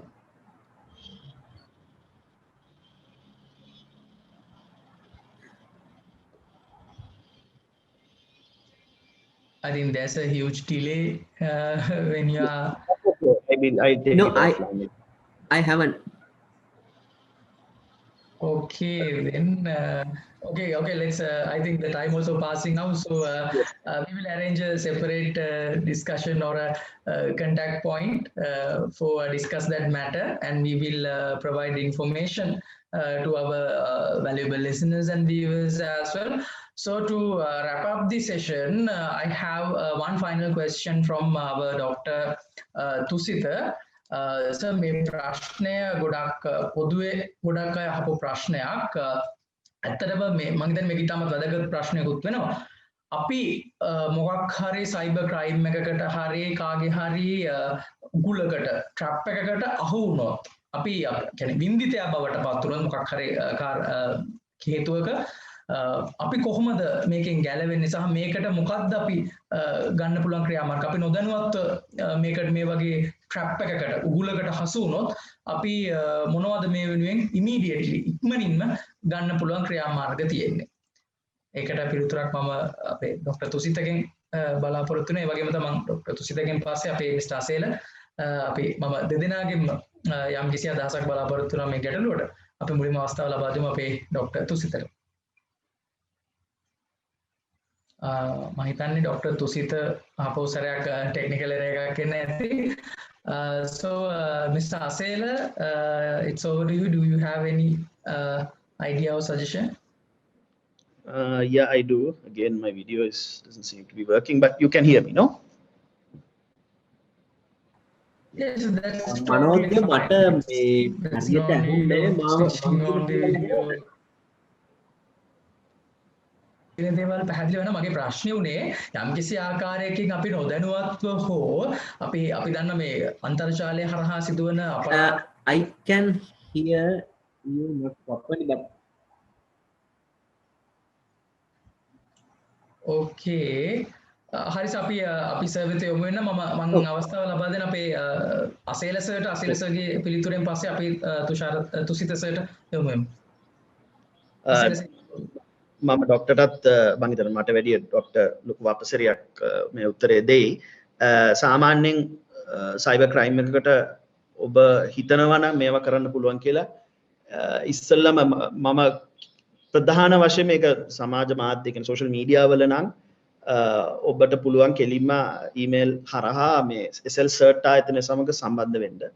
ඒගොල්ලෝ social media හරහා අපි හිතමු account එකක take down එකක් හරි post එකක take down එකක් හරි Tamanට damage වෙන එකක් කියලා හිතනවා නම් ඒක ඒගොල්ලෝ පහසුකම් සලස්සලා ඒගොල්ලෝ ඒක කරනවා. They actually facilitate that and do. සාමාන්‍ය පොලිසියකට යන්න පුළුවන් cyber crime එකක් සම්බන්ධයෙන්. නමුත් මම ඒකට ඇඩ්වයිස් කරන්නේ නැහැ. මොකද එකක් සාමාන්‍ය පොලිසියක ධාරිතාවය බොහොම අඩුයි මේ වගේ වැඩ කටයුතු කරන්න. මොකද සාමාන්‍ය පොලිසියක් සාමාන්‍ය සොරකම් මැටලීම් මේ අවස්ථාවේ කොවිඩ් සම්බන්ධයෙන් කටයුතු ඒවා කොහොම කරන විට තමයි සයිබර් ක්‍රයිම් එකක් සම්බන්ධයෙන් කරන්නේ සහ ඒගොල්ලන්ට තියෙන පහසුකම්ුත් ගොඩක් අඩුයි.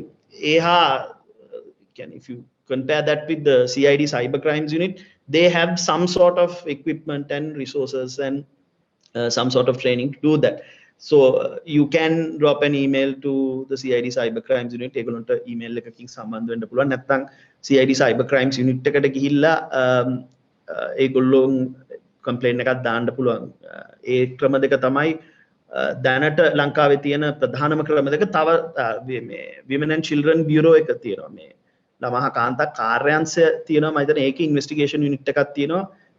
මේ cyber crime එක අර ඩොක්ටර් කිව්වා වගේ child pornography හෝ කාන්තාවන් සම්බන්ධ යම් කිසි කටයුත්තක් නම් ඒකට උදව් කරන්න ඒගොල්ලෝගේ වෙනම ඉන්වෙස්ටිගේෂන් යුනිට් එකක් ඉන්නවා. ඒගොල්ලෝ මැදිහත් වෙලා පොලිසියත් එක්ක සම්බන්ධ වෙලා යම් කිසි රිලීෆ් එකක් දෙන්න පුළුවන්. ඊට අමතරව තව NGOs දෙකක් විතර තියෙනවා. Women in Need කියලා NGO එකක් තියෙනවා. සාමාන්‍යයෙන් සයිබර් අවකාශයේ ගැහණු කෙනෙක් ඉන්සිඩන්ට් පත් වුණොත් ඒගොල්ලෝගේ හොට්ලයින් එකක් ටෝල් ෆ්‍රී නම්බර් එකක් තියෙනවා. ඒකට කතා කරලා ඒගොල්ලෝගේ ලෝයර්ස්ලා ඉන්නවා, කවුන්සිලර්ස්ලා ඉන්නවා. ඒගොල්ලොත් එක්ක සම්බන්ධ වෙලා මේ යම් කිසි සහනයක් ලබා ගන්න පුළුවන්. විශේෂයෙන්ම abuse or harassment or අර කිව්වා වගේ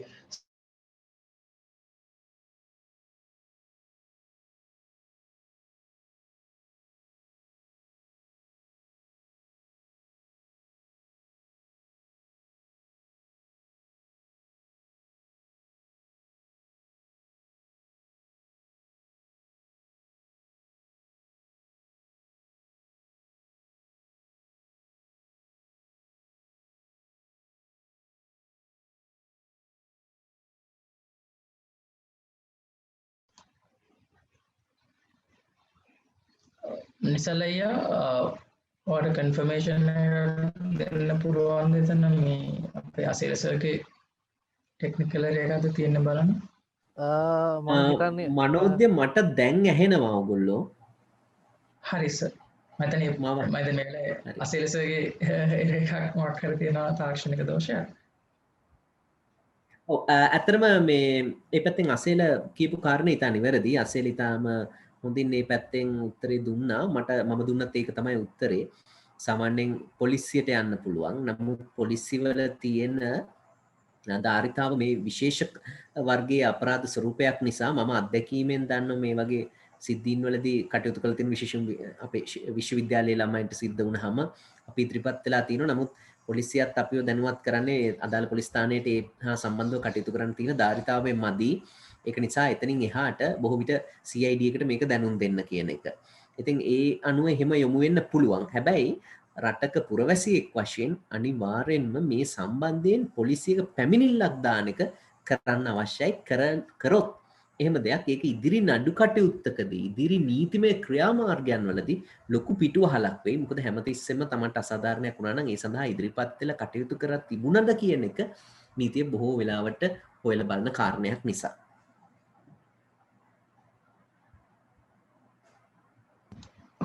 හොඳයි මම හිතන්නේ හොඳ අදහස් කීපයක් අපිට හමු වුණා.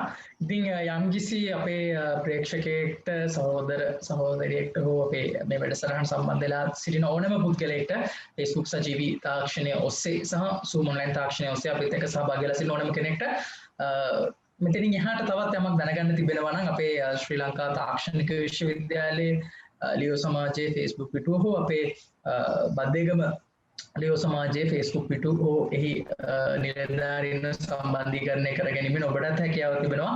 ඔබට පිළිතුරු නොලැබුණු ඕනෑම ප්‍රශ්නයක් තියෙනවා නම් ඒවට උත්තර සපයා ගන්න අපි ඔබව අපේ සම්පත්දායකයන් වෙත යොමු කරන්න. So anyone who didn't had answers for their questions, we will coordinate you to our resource persons through our Facebook pages as well as the office bearers of both these clubs, which is Leo Club of Sri Lanka Technological Campus and Leo Club of Baddegama. Okay, so thank you very much both our respective resource personnel, Mr. Asela Waidyalankara and Dr. Thusitha Abeysekara. But it is not my responsibility to deliver the vote of thanks. So it is my privilege to invite one of the main organizers of this fruitful webinar, Leo Ashen was to deliver the vote of thanks. Ashen, it's over to you. Thank you, Mahoday. Good afternoon, everyone. On behalf of KnowBe4 committee, I would like to thank two great people who have allocated their valuable time for us today from their busy schedules, Mr. Asela Waidyalankara, Director of ComSec Country, and Dr. Thusitha Abeysekara, Senior Lecturer in Law and Head of Legal Studies Unit, University of Tricharvardhanpur. Again, thank you very much, gentlemen, for being here. And on my own behalf, extended a very heartfelt vote of thanks to all dedicated participants. Further, we are very much thankful to my fellow brothers and sisters of Leo Club of Sri Lanka Technological Campus and Leo Club of Baddegama for providing your undying support in making this event a great success. I would like to take this opportunity to invite you all to participate in our next webinar, which will be starting at 7 p.m. tomorrow with the presence of Sri Lanka's Computer Emergency Readiness Team expert, Mr. Deena Dayalan Nagaratnam, and the psychologist, Ms. Rasini Bandar. We hope you all gained a substantial knowledge about cybercrimes and how to prevent it. We can't say we are completely safe, but we can say we are prepared. It has been a great couple of hours. At last, just a reminder, think before you click. Thank you very much. Okay, thank you very much, Shane. So let's wrap up this session now. Christina, it's over to you. Thank you, Manodaya. And thank you, Ashen, for that lovely vote of thanks you gave. And I hope that today's session was a valuable and useful and knowledgeable session. And I hope you got knowledges by it. And the time you spent, I hope is worth. Once again, know before you click. And thank you for being here. There will be another fruitful sessions tomorrow as well. Please join. Be safe and see you tomorrow.